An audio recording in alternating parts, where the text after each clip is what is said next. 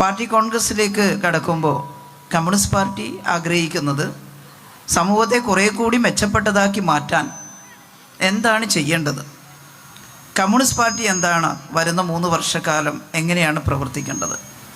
സ്വാഭാവികമായിട്ടും ഒരു സാമൂഹ്യ മാറ്റത്തിനാണ് കമ്മ്യൂണിസ്റ്റ് പാർട്ടി ആഗ്രഹിക്കുന്നത്. സാമൂഹ്യ മാറ്റത്തിലൂടെ മാത്രമേ മനുഷ്യരുടെ യാതനകൾ പരിഹരിക്കാൻ സാധിക്കുകയുള്ളൂ. കമ്മ്യൂണിസ്റ്റ് ആശയഗതികൾ മുൻനിർത്തി പ്രവർത്തിച്ചതിൻ്റെ അനന്തരഫലം കേരളത്തിൽ നമുക്ക് നന്നായിട്ട് കാണാൻ സാധിക്കുന്നുണ്ട്. ഇവിടെ സ്ത്രീകളുടെ ഒരു പ്രത്യേക പരിപാടിയാണ് സംഘടിപ്പിച്ചത്. സ്ത്രീ ശാക്തീകരണത്തെക്കുറിച്ചൊക്കെ നമ്മളെപ്പോഴും പറയാറുണ്ട്, സ്ത്രീ സ്വാതന്ത്ര്യത്തെക്കുറിച്ചും. സ്ത്രീകൾ അടിമത്തം അനുഭവിക്കുന്നത് കൊണ്ടാണ് സ്ത്രീ സ്വാതന്ത്ര്യത്തെക്കുറിച്ച് ഉച്ചത്ത് പറയേണ്ടതായിട്ട് വരുന്നത്. സ്ത്രീകൾ തുല്യ പദവിയുള്ള മനുഷ്യരായിട്ട് അംഗീകരിക്കപ്പെട്ടാൽ, സ്ത്രീകളും പുരുഷന്മാരും തുല്യരായാൽ, പിന്നെ നമുക്ക് സ്ത്രീ ശാക്തീകരണം ശരി ശാക്തീകരണം എന്ന് പറഞ്ഞുകൊണ്ടിരിക്കേണ്ട കാര്യം വരില്ല. ഇപ്പോൾ അങ്ങനെ പറയേണ്ടതായിട്ട് വരുന്നത് ഒരുപാട് കാര്യങ്ങളിൽ ഇനിയും തുല്യ പദവിയിലേക്ക് സ്ത്രീകൾ വരേണ്ടതായിട്ടുണ്ട് എന്നതുകൊണ്ടാണ്. പക്ഷേ സ്വതന്ത്ര ഇന്ത്യയുടെ ചിത്രം നോക്കുമ്പോൾ തന്നെ കേരളം എന്ന് പറയുന്ന സംസ്ഥാനത്ത് സ്ത്രീകളുടെ അവസ്ഥ വളരെ വളരെ മെച്ചപ്പെട്ടതായിട്ട് നമുക്ക് കാണാൻ സാധിക്കും. ഇവിടെ ഇനിയും പ്രശ്നങ്ങളുണ്ട്. ആ പ്രശ്നങ്ങളുള്ളത് കൊണ്ടാണ് ആ പ്രശ്നങ്ങൾ കൂടി പരിഹരിക്കാൻ എന്താണ് മാർഗം നമ്മൾ പരിശോധിക്കുന്നത്. പക്ഷേ ഇന്ത്യ സ്വതന്ത്രയായിട്ട് 76 വർഷം കഴിഞ്ഞു. ഇന്നലെയായിരുന്നു റിപ്പബ്ലിക് ദിനം. 1950 ജനുവരി 26 നാം ഒരു സ്വതന്ത്ര പരമാധികാര രാഷ്ട്രമായിട്ട് പ്രഖ്യാപിക്കുകയും ചെയ്തു. ഒരു സ്വതന്ത്ര പരമാധികാര രാഷ്ട്രം എങ്ങനെയായിരിക്കണം, ഈ രാജ്യത്തിന് വേണ്ടി ഭരണഘടന എഴുതി തയ്യാറാക്കിയിട്ടുണ്ട്. 1947 മുൻപ് ഇവിടെ ബ്രിട്ടീഷ് അധിനിവേശത്തിലായിരുന്നു നമ്മുടെ രാജ്യം. കടൽ കടന്നു വന്ന ഒരുപാട് ആളുകൾ, ഇവിടെ കച്ചവടത്തിന് വേണ്ടി വന്നവർ ഈ രാജ്യത്തിൻ്റെ ഭരണാധികാരം കൈക്കലാക്കി. ആ കൂട്ടത്തിൽ ഇന്ത്യയെ ഏറ്റവും കൂടുതൽ ചൂഷണം ചെയ്തത് ബ്രിട്ടീഷ് ഭരണാധികാരികളായിരുന്നു. 200 വർഷക്കാലത്തെ ബ്രിട്ടീഷ് അധിനിവേശം നമ്മൾ അനുഭവിച്ചിട്ടുണ്ട്. ആ സമയത്ത് ഇന്ത്യ എന്ന് പറയുന്ന ഒറ്റ രാജ്യമായിട്ടായിരുന്നില്ല ഇവിടെ ഉണ്ടായിരുന്നത്. ഈ ഉപഭൂഖണ്ഡം നിരവധി നാട്ടുരാജ്യങ്ങളായിട്ട് നിൽക്കുകയായിരുന്നു. നാടുവാഴി വാഴ്ചയായിരുന്നു ഇവിടെ ഉണ്ടായിരുന്നത്. രാജാക്കന്മാരും ജന്മികളും എല്ലാം ചേർന്നിട്ടുള്ള ഒരു ഫ്യൂഡൽ സമ്പ്രദായമാണ് ഇന്ത്യ രാജ്യത്ത് അന്ന് നിലനിന്നിരുന്നത്. ആ സമയത്തെ ജനങ്ങളുടെ സാമൂഹ്യ വ്യവസ്ഥിതി പരിശോധിക്കുമ്പോൾ കുറച്ച് പേര് എല്ലാ അധികാരവും അനുഭവിക്കുന്നവരും വിദ്യയും സമ്പത്തുമെല്ലാം കൈവശപ്പെടുത്തുന്നവരും, ബാക്കി മഹാഭൂരിപക്ഷം ജനങ്ങളും നരകയാതന അനുഭവിക്കുന്നവരുമായിരുന്നു, പട്ടിണി കിടക്കുന്നവരായിരുന്നു. ഈ കഴിഞ്ഞ ദിവസം നിങ്ങൾ പഴയകാല പ്രവർത്തകരെയും രക്തസാക്ഷികളെയും എല്ലാം ആദരിക്കുന്ന ചടങ്ങ് നടത്തി എന്നുള്ളതാണ് പറഞ്ഞത്. പഴയകാലത്ത് എന്ന് വെച്ചാൽ ഇന്ത്യക്ക് സ്വാതന്ത്ര്യം കിട്ടുന്നതിന് മുൻപ് നമ്മുടെ കേരളത്തിൻ്റെ അവസ്ഥ ഇന്ന് കേരളമായി രൂപം കൊണ്ടിട്ടില്ല. നമ്മുടെ മലബാറിൻ്റെയൊക്കെ അവസ്ഥ പരമദയനീയമായിരുന്നു എന്നുള്ളതാണ്. ഇപ്പോൾ ചിലർ പറയാറുണ്ട്, എല്ലാം പഴയതിലേക്ക് തിരിച്ചു പോയാൽ ഗംഭീരാകും, ഈ പുതിയ കാലത്തെല്ലാം ചീത്തയായി പോയി, അതുകൊണ്ട് പഴയ കാലത്തേക്ക് തിരിച്ചു പോകണമെന്ന് കിണഞ്ഞ് പരിശ്രമിച്ച് പറയുന്നവരുണ്ട്. സ്ത്രീകളുടെ എല്ലാം മീറ്റിങ്ങൊക്കെ വിളിച്ചു ചേർത്ത് പണ്ടൊക്കെ എന്തോ ഒരു അല്ലേ എന്ന് പറയുന്ന ആളുകളുണ്ട്. എന്നാൽ പഴയ കാലത്ത് ഫ്യൂഡൽ കാലഘട്ടത്തിൽ, രാജവാഴ്ചയുടെ ഘട്ടത്തിൽ എല്ലാം ഭദ്രമായിരുന്നു. ചരിത്രം പഠിക്കുമ്പോൾ നമുക്ക് ഭീതിയോടെ മാത്രം ഓർക്കാൻ കഴിയുന്ന കാലഘട്ടമാണത്. അപ്പം മുതലാളിത്തത്തിൻ്റെ പുതിയ ദൂഷ്യവശങ്ങളൊക്കെ വരുന്നുണ്ട്. അതാണ് ഈ കൊലപാതകങ്ങളും ബലാത്സംഗങ്ങളും കുട്ടികളെ മോട്ടിച്ചു കൊണ്ടുപോകലും ഒക്കെ നടക്കുന്നത്. അപ്പോൾ ചിലർ പറയുന്നത് ഇത് കലികാലമാണ്, കലികാലത്തിൻ്റെ ഭാഗമായിട്ടുണ്ടാവുന്നതാണ്, നേരത്തെ അങ്ങനെയൊന്നും ആയിരുന്നില്ല എന്നാണ്. അത് വെറുതെ പറയുന്നതാണ്. ചരിത്രം പരിശോധിച്ചാൽ എന്തുമാത്രം രക്തച്ചൊരിച്ചിലാണ് ഉണ്ടായിട്ടുള്ളത്. സ്ത്രീകളുടെയൊക്കെ അവസ്ഥ ഒരു സ്വാതന്ത്ര്യവും ഇല്ലാതെ തമ്പുരാക്കന്മാർ ജന്മിമാരൊക്കെ വന്നിട്ട് വിളിച്ചു കൊണ്ടുപോകുമ്പോൾ ഒന്നും മിണ്ടാതെ കൂടെ പോയി അവരുടെ ഇംഗിതം സാധിച്ചു കൊടുക്കേണ്ടുന്ന അവസ്ഥയായിരുന്നില്ലേ ഫ്യൂഡൽ കാലഘട്ടത്തിൽ സ്ത്രീകൾക്ക്. എന്നിട്ട് പറയും, നാട്ടിലേക്ക് വലിയോർ വന്നിട്ട് വിളിക്കുമ്പം എനിക്കെന്താ പറയാൻ പറ്റുമെന്ന് നിസ്സഹായതയോടെ സ്ത്രീകൾ പറയുന്ന അവസ്ഥയുണ്ടായിരുന്നു ഇവിടെ. പലരും മറന്നുപോയിരിക്കുകയാണത്. നമ്മളെല്ലാം അതിന് ശേഷം ജനിച്ചിട്ടുള്ളവരാണ്. ആ തലമുറ മിക്കവാറും അപ്രത്യക്ഷമായിരിക്കുന്നു. പക്ഷേ അവരനുഭവിച്ച സങ്കടങ്ങളുടെ കഥകൾ രേഖപ്പെടുത്തപ്പെട്ടിട്ടുണ്ട്. അന്ന് എല്ലാ മനുഷ്യരും അനുഭവിച്ചു, സ്ത്രീകൾ ആ കൂട്ടത്തിൽ വല്ലാതെ അനുഭവിച്ചു. ആ കാലഘട്ടം എങ്ങനെയാണ് മാറിയത്? തനിയെ മാറിയതല്ല, വലിയ സമരം നടത്തിയിട്ടാണ് അല്ലേ. നിക്കവിടെ, ഈ കയ്യിലെ അരിവാൾ നെല്ല് കൊയ്യുന്നതിന് മാത്രം കരുതിയതല്ല. എൻ്റെ മാനത്തിന് വില പറയാൻ വന്നാൽ നിൻ്റെ തല കൊയ്യും എന്ന് പറയാൻ ആ പാവപ്പെട്ട സ്ത്രീകൾക്ക് എങ്ങനെയാണ് നല്ല ആർജവമുണ്ടായത്? ഒരു സംശയവും വേണ്ട, ലോകത്താകെ വ്യാപിച്ചിട്ടുള്ള പുരോഗമനാശയങ്ങൾ നമ്മുടെ രാജ്യത്തും നമ്മുടെ സംസ്ഥാനത്തുമെല്ലാം നമ്മുടെ അന്നത്തെ മലബാറിലുമെല്ലാം വ്യാപിക്കാൻ തുടങ്ങി. ഇടതുപക്ഷ ആശയഗതികളുടെ ബലത്തിലാണ് സ്ത്രീകൾ നിവർന്നു നിന്ന് തങ്ങൾ സ്വതന്ത്രരാണ് എന്ന് പറയാൻ തുടങ്ങിയത്. അതിൽ ചില കവിതയൊക്കെ എഴുതിയിട്ടുണ്ടല്ലേ. അത്തിക്കൊമ്പിൽ ചെങ്കോടി കെട്ടി പാടത്ത് നാട്ടടി പെണ്ണെ, പേടിക്കണ്ട നമ്മുടെ നാട്ടിൽ സഖാവ് വന്നതറിഞ്ഞില്ലേ നീ. ആരാ സഖാവ്? പി കൃഷ്ണപിള്ള. സംഘടിക്കാൻ പറഞ്ഞാൽ പേടിയാ, യോഗം ചേരാൻ പറഞ്ഞാൽ പേടിയാ, ഉള്ള പണിയും പോവും. ജന്മിമാർ അവർ ദ്രോഹിച്ച് കൊല്ലും, കെട്ടിത്തൂക്കി കൊല്ലും. അതുകൊണ്ട് മിണ്ടാണ്ടങ്ങ് സഹിച്ചാൽ മതി എന്നാണ്. മിണ്ടാണ്ട് സഹിച്ചാൽ ജീവിക്കാം, അല്ലെങ്കിൽ കൊന്നുകളയും എന്നൊരവസ്ഥ ഉള്ള ഒരു കാലഘട്ടത്തെക്കുറിച്ച് ഇവിടെ ഇരിക്കുന്ന നമുക്ക് ആർക്കെങ്കിലും ഇപ്പോൾ ചിന്തിക്കാൻ സാധിക്കുന്നുണ്ടോ? വളരെ ക്രൂരമായിരുന്നു. അപ്പോഴാണ് പറഞ്ഞത്, ഒന്നും പേടിക്കണ്ട, നമ്മയെല്ലാം സംഘടിപ്പിക്കാൻ ചുവന്ന കൊടിയുമായിട്ട് കമ്മ്യൂണിസ്റ്റുകാർ വരുന്നുണ്ട് അല്ലേ. അത്തിക്കൊമ്പിൽ ചെങ്കൊടി കെട്ടി പാടത്ത് നാട്ടടി പെണ്ണെ, പാടത്ത് ചെങ്കൊടിയെല്ലാം കുത്തിയാൽ ചമ്പരാകന്മാർ വന്നിട്ട് കൊന്നുകളി അല്ലേ. അതൊരു പ്രതിഷേധ സൂചകമാണ്. എന്നിട്ടാണ് പറയുന്നത്, ഒന്നും പേടിക്കണ്ട നമ്മുടെ നാട്ടിൽ സഖാവ് വന്നതറിഞ്ഞില്ലേ നീ. കൃഷ്ണപിള്ളയുണ്ട് വന്നിട്ട്, അതുകൊണ്ട് പേടിക്കാനില്ല. എന്താ പറഞ്ഞതിൻ്റെ അർത്ഥം? കമ്മ്യൂണിസ്റ്റ് ആശയഗതികൾ ഈ സമൂഹത്തിൽ പടരാൻ തുടങ്ങിയിരിക്കുന്നു. അതിൻ്റെ കീഴിൽ നല്ല ആർജവത്തോടു കൂടി സംഘടിച്ച് അടിമത്തത്തിനെതിരായിട്ട് ചെറുത്തു നിന്നാൽ നമുക്കൊരു ജീവിതമുണ്ട് എന്നാണ്. എന്താണ് ഈ കമ്മ്യൂണിസ്റ്റ് ആശയഗതികൾ? ഇപ്പോൾ പാർട്ടിയുടെ 24ാം പാർട്ടി കോൺഗ്രസ് നടക്കുമ്പോൾ നമ്മൾ എന്താണ് ഈ സമൂഹത്തിലെ ജനങ്ങളോട് പറയുന്നത്? കമ്മ്യൂണിസ്റ്റ് പാർട്ടി ആഗ്രഹിക്കുന്നത്, നിങ്ങൾക്കെല്ലാം അറിയാം, communist party of India Marxist രൂപം കൊണ്ടിട്ട് എപ്പോഴാണ് communist party of India Marxist എന്ന് പറയുന്ന പാർട്ടി രൂപം കൊണ്ടത്? 1964 അതിനു മുമ്പ് തന്നെ ഇന്ത്യയിൽ കമ്മ്യൂണിസ്റ്റ് പാർട്ടി ഉണ്ടായിട്ടുണ്ട്. നേരത്തെ സുമതി പറഞ്ഞു, 1920 കമ്മ്യൂണിസ്റ്റ് പാർട്ടി ഓഫ് ഇന്ത്യ. ഇന്ത്യയിൽ വെച്ചല്ല, സോവിയറ്റ് നഗരമായിട്ടുള്ള താഷ്കണ്ടിൽ വെച്ചാണ് ഇന്ത്യക്ക് വേണ്ടി ഒരു കമ്മ്യൂണിസ്റ്റ് പാർട്ടി രൂപീകരിച്ചത്. ഈ രാജ്യത്തെ സ്ത്രീ പുരുഷന്മാർ വളരെ പ്രതീക്ഷയോടുകൂടി ശ്രമിച്ചിട്ടുള്ള ഒരു കാര്യമാണത്. എന്തിനാ സോവിയറ്റ് റഷ്യയിൽ പോയിട്ട് പാർട്ടി ഉണ്ടാക്കിയത്? ഇവിടെ ഒന്നും സ്ഥലം ഉണ്ടായിരുന്നില്ലേ? സോവിയറ്റ് റഷ്യയിൽ ഇടതുപക്ഷ ആശയഗതികളുടെ ബലത്തിൽ ഒരു വിപ്ലവം നടന്നു, ഒക്ടോബർ സോഷ്യലിസ്റ്റ് വിപ്ലവം. എന്താണ് വിപ്ലവം? നമുക്കെല്ലാം സമൂഹത്തിൽ മാറ്റം ഉണ്ടാവണമെങ്കിൽ ഭരണാധികാരികളുടെ ജനവിരുദ്ധമായിട്ടുള്ള ആശയങ്ങൾ ഇല്ലാതാക്കി പുരോഗമനപരമായിട്ടുള്ള സമത്വപൂർണമായിട്ടുള്ള ആശയത്തിനു വേണ്ടി പുതിയ ഭരണ സമ്പ്രദായം കൊണ്ടുവരണം. അപ്പോൾ മാത്രമേ വിപ്ലവകരമായിട്ടുള്ള ആശയങ്ങൾ സമൂഹത്തിൽ വേരോടുകയുള്ളൂ. അതുകൊണ്ട് വളരെ പ്രതിലോമകരമായ പിന്തിരിപ്പനായ, നമ്മൾ പിന്തിരിപ്പൻ എന്ന് പറയുന്നത് എന്തിനാ? മനുഷ്യരെല്ലാം ഒന്നാണെന്ന് കാണാൻ കഴിയാത്ത ഒരു കൂട്ടം മനുഷ്യർ, മഹാഭൂരിപക്ഷം മനുഷ്യരെയും ചൂഷണം ചെയ്യുന്ന, പട്ടിണിക്കിടുന്ന ഭരണവ്യവസ്ഥ പിന്തിരിപ്പനാണ്. അതല്ല, നാടിൻ്റെ സമ്പത്ത് എല്ലാവർക്കും വേണ്ടി വിനിയോഗിക്കുകയും എല്ലാവർക്കും വിദ്യാഭ്യാസവും തൊഴിലും അന്തസ്സുറ്റ ജീവിതവും പ്രദാനം ചെയ്യുകയും ചെയ്യുന്ന ഒരു ഭരണവ്യവസ്ഥയുണ്ടെങ്കിൽ അവിടെ അടിമത്തത്തിൻ്റെ പ്രശ്നം ഉദിക്കുന്നില്ല. അവിടെ കടബാധ്യതയും വിലക്കയറ്റവും തൊഴിലില്ലായ്മയും പട്ടിണിയും ഒന്നും ഉണ്ടാവുന്നില്ല. അങ്ങനെ ഒരു കാലം ഉണ്ടാകുമോ എന്ന് ചോദിച്ചാൽ അങ്ങനെ ഒരു കാലത്തിൻ്റെ പേരാണ് സോഷ്യലിസ്റ്റ് ഭരണവ്യവസ്ഥ.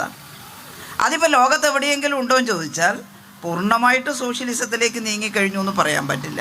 പക്ഷേ കമ്മ്യൂണിസ്റ്റ് പാർട്ടിയുടെ നേതൃത്വത്തിൽ വിപ്ലവം നടന്ന ഇടങ്ങളിൽ ഇടതുപക്ഷ ആശയഗതി അനുസരിച്ചുള്ള ഭരണ സമ്പ്രദായം വന്നിരുന്നു, സോഷ്യലിസ്റ്റ് രീതിയിലുള്ള ഭരണ സംവിധാനം വന്നിരുന്നു. അതിൻ്റെ ഭാഗമായിട്ട് വമ്പിച്ച നേട്ടം ഉണ്ടായി എന്നുള്ളതാണ്. എന്താ നമ്മളിപ്പം ഇടതുപക്ഷ ചിന്താഗതി എന്നൊക്കെ പറയുന്നത്? ഈ സമൂഹം പല രീതിയിലായിട്ടാണ് ഇന്നത്തെ നിലയിൽ എത്തിച്ചേർന്നത്. ഒരുപാട് തരത്തിലുള്ള സാമൂഹ്യ വ്യവസ്ഥിതികൾ ഉണ്ടായിരുന്നു. ഞാൻ അതെല്ലാം ഇവിടെ പറയുന്നില്ല, കാരണം നമുക്ക് ആനുകാലികമായിട്ടുള്ള കുറേ പ്രശ്നങ്ങളും എല്ലാം പറയണമല്ലോ. പക്ഷേ നമ്മളിവിടെ ഇരിക്കുന്ന എല്ലാ സ്ത്രീകളും, സ്ത്രീകൾ മാത്രമല്ല പുരുഷന്മാരും, മനുഷ്യ സമൂഹത്തിൻ്റെ വികാസത്തെക്കുറിച്ചും സാമൂഹ്യ വ്യവസ്ഥിതികളെക്കുറിച്ചും നല്ല ധാരണയുള്ളവരായിരിക്കണം. ചരിത്രം പഠിച്ചുകൊണ്ട് മാത്രമേ വർത്തമാനകാലത്ത് ജീവിക്കാൻ പറ്റുള്ളൂ. ഭാവിയിലേക്ക് നേരാവണ്ണം പോകണമെങ്കിൽ ചരിത്രത്തിൽ നിന്ന് പാഠം ഉൾക്കൊണ്ട് മാത്രമേ പോകാൻ പറ്റൂ. ചരിത്രത്തെ നിഷേധിക്കുന്നവർക്ക് ഭാവി കെട്ടിപ്പടുക്കാൻ സാധിക്കില്ല, വർത്തമാനകാലത്തിൽ പരാജയപ്പെട്ടു പോവുകയും ചെയ്യും. അതുകൊണ്ട് ചരിത്രത്തെക്കുറിച്ച് നല്ല അവധാനത ഉണ്ടാകണം എന്നുള്ളതാണ് നമ്മൾ മനസ്സിലാക്കേണ്ടത്. മനുഷ്യരുടെ ആവിർഭാവവും അവരെങ്ങനെ ഇങ്ങനെ ആധുനിക മനുഷ്യരായി മാറി എന്നുള്ളതുമെല്ലാം കൗതുകകരമായിട്ടുള്ള പഠന വിഷയങ്ങളാണ്. അത് നമ്മൾ പഠിക്കണം.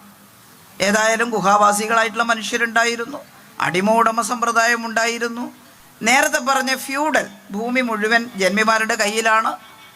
അവർ എന്തൊക്കെയോ എഴുതി വെച്ചു. സവർണരായിട്ടുള്ള ആളുകൾ, സവർണരുടെ കയ്യിലാണ് ഭൂമി വന്നത്. ആ ഭൂമിയുടെ ഉടമസ്ഥതയുള്ള ആളുകൾ വിദ്യയുടെ ഉടമകളായിട്ട് മാറി. വിദ്യ അഭ്യസിക്കാൻ സാധിച്ചിട്ടുള്ള ആളുകൾ പലതും എഴുതി വെച്ചു. ആ എഴുതിയതിലധികവും സാധാരണക്കാരെ എപ്പോഴും അടിമകളായി വെക്കാനുള്ള തന്ത്രങ്ങളായിരുന്നു. അവരുടെ പേരിൽ എഴുതിയാൽ അത് ശരിയാവില്ല എന്ന് തോന്നിയപ്പോൾ ദൈവത്തിൻ്റെ പേര് പറഞ്ഞാൽ പിന്നെ എല്ലാവരും വിശ്വസിക്കുമല്ലോ. എല്ലാം ദൈവത്തിൻ്റെ തലയിൽ വെച്ചു എന്നുള്ളതാണ് വസ്തുത. ദൈവം പറഞ്ഞതാണ് എന്ന് പറഞ്ഞാൽ പിന്നെ ആർക്കും കുഴപ്പമില്ലല്ലോ. മനുഷ്യൻ പറഞ്ഞതാണെന്ന് പറഞ്ഞാൽ എതിർക്കാൻ വരും. അതുകൊണ്ട് എല്ലാം ദൈവം പറഞ്ഞതാണ്. നിങ്ങൾക്ക് പട്ടിണി എന്തുകൊണ്ടാണ്? നിങ്ങൾ എന്തുകൊണ്ട് പട്ടിണി എന്ന് പറഞ്ഞാൽ ഇപ്പോൾ കാഞ്ഞങ്ങാട് വെച്ച് പറയുമ്പോൾ അത്ര വലിയ ബുദ്ധിമുട്ടൊന്നും ആർക്കും അനുഭവിക്കാൻ സാധിക്കില്ല, അല്ലേ? വീട്ടിൽ ഒരു മണി അരിയില്ലാഞ്ഞിട്ട് ദിവസങ്ങളോളം പട്ടിണി കിടക്കുന്ന എത്ര കുടുംബങ്ങൾ ഇവിടെ ഉണ്ടെന്ന് ചോദിച്ചാൽ അതില്ല. ബാങ്ക് ലോണൊക്കെ ഉണ്ട്, അടക്കാൻ കഴിയാത്ത ബുദ്ധിമുട്ടൊക്കെ ഉണ്ട്, ഇത്തിരി പ്രയാസമൊക്കെ ഉണ്ട്, ഇല്ലാണ്ടൊന്നുമില്ല. പക്ഷേ കൊടും പട്ടിണി കിടക്കുന്ന മനുഷ്യർ, സ്ത്രീകളാണെങ്കിൽ ഒന്നും ആഹാരം കഴിക്കാത്ത സ്ത്രീകൾ, എന്തെങ്കിലും കിട്ടിയാൽ തന്നെ അത് കലത്തിലിട്ട് പതപ്പിച്ച് അത് പണിക്ക് പോകുന്ന പുരുഷന്മാർക്ക്, അല്ലേ, ഓറല്ലേ കൈക്കോട്ടെല്ലാം എടുത്തിട്ട് കൊത്തുന്നു. അതുകൊണ്ട് ഉള്ള വറ്റെല്ലാം ഓർക്ക് കൊടുത്ത് പിള്ളേർക്കും കൊടുത്ത് അവസാനം പാവപ്പെട്ട സ്ത്രീ, അത്ര തന്നെ ജോലി സ്ത്രീയും ചെയ്യാറുണ്ട്. നല്ല എന്താ പറയുക, കാണാപ്പണിയുടെ തീക്കുണ്ടത്തിലായിരുന്നു. ഇപ്പോൾ നമ്മളെ കൊണ്ടല്ല പറയുന്നത്. നമുക്കിങ്ങനെ അമ്മീമിലെന്ന് കിട്ടി അരക്കുകയും നെല്ല് കുത്തി അരിയാക്കിയിട്ട് ചോറ് വെക്കുകയൊന്നും ചെയ്യേണ്ട അവസ്ഥ ഇപ്പോഴില്ല, കുറേ മാറി സമൂഹം. എന്നാൽ പാടത്തും പറമ്പത്തും ഒക്കെ പണിയെടുത്ത് തളർന്ന്, അല്ലേ, എൻ്റെ കുട്ടിക്കാലത്തൊക്കെ നാട്ടിക്കണ്ടത്തിലൊക്കെ പോകുന്ന സ്ത്രീകൾ ഓലച്ചൂട്ടും പിന്നിച്ചിട്ടാണ് വരിക കേട്ടോ. രാത്രി വരെ പണിയാണ്, സമയമായി 8 മണിക്കൂർ ജോലി, വിശ്രമം, വിനോദം, ഇതെല്ലാം ഇടതുപക്ഷ ആശയഗതികൾ പടർന്നതിന് ശേഷം കൈവരിച്ചിട്ടുള്ള നേട്ടങ്ങളാണ്. മുമ്പ് അതൊന്നും ഉണ്ട്. നേരം വെളുക്കുമ്പം പണിക്കിറങ്ങിയിട്ട് ഓലച്ചൂട്ടും പിന്നിച്ചിട്ട് എല്ലാ അമ്മമ്മമാരെയും നടു കാണേണ്ട കോലായിരുന്നു. ഈ വെയിൽ മുഴുവൻ കൊണ്ടിട്ട് അൾട്രാവയലറ്റ് രശ്മിയേറ്റ് പൊളിഞ്ഞ് കറുത്ത്, അല്ലേ? ആണുങ്ങളാണെങ്കിൽ പൊനം കൃഷിയൊക്കെ ചെയ്ത് കഴിഞ്ഞ് വരുമ്പോൾ പൊനത്ത് കരിഞ്ഞ് ഈന്തും കുറ്റി പോലെ മനുഷ്യനുമാവും. കാട് കരിയിച്ച്, അല്ലേ, കുറ്റി അതുപോലെ മനുഷ്യനുമാവും. അങ്ങനെ പാടുപെട്ട് പണിയെടുക്കുന്ന ആ മനുഷ്യരാണ് പട്ടിണി കിടക്കുന്നത്. അവസാനം ഒന്നും ഇല്ലാതെ, ഒരു മണി വറ്റില്ലാതെ കഞ്ഞിക്കലത്തിലെ വെള്ളത്തിൽ ഒരൽപ്പം കാന്താരി മുളകും ചാലിച്ച് വലിച്ചു കുടിച്ച് കിടന്നുറങ്ങുന്ന അമ്മമാരെ കുറിച്ച് നമുക്ക് സങ്കല്പിക്കാൻ സാധിക്കില്ല ഇപ്പം. പക്ഷെ അങ്ങനെ ഒരു കാലം ഉണ്ടായിരുന്നു, കൊടും പട്ടിണിയുടെ കാലമായിരുന്നു. അതാണ് യഥാർത്ഥത്തിലുള്ള അടിമത്തം. ഫ്യൂഡൽ കാലഘട്ടത്തിൽ മഹാഭൂരിപക്ഷം മനുഷ്യരും അങ്ങനെയാണ്.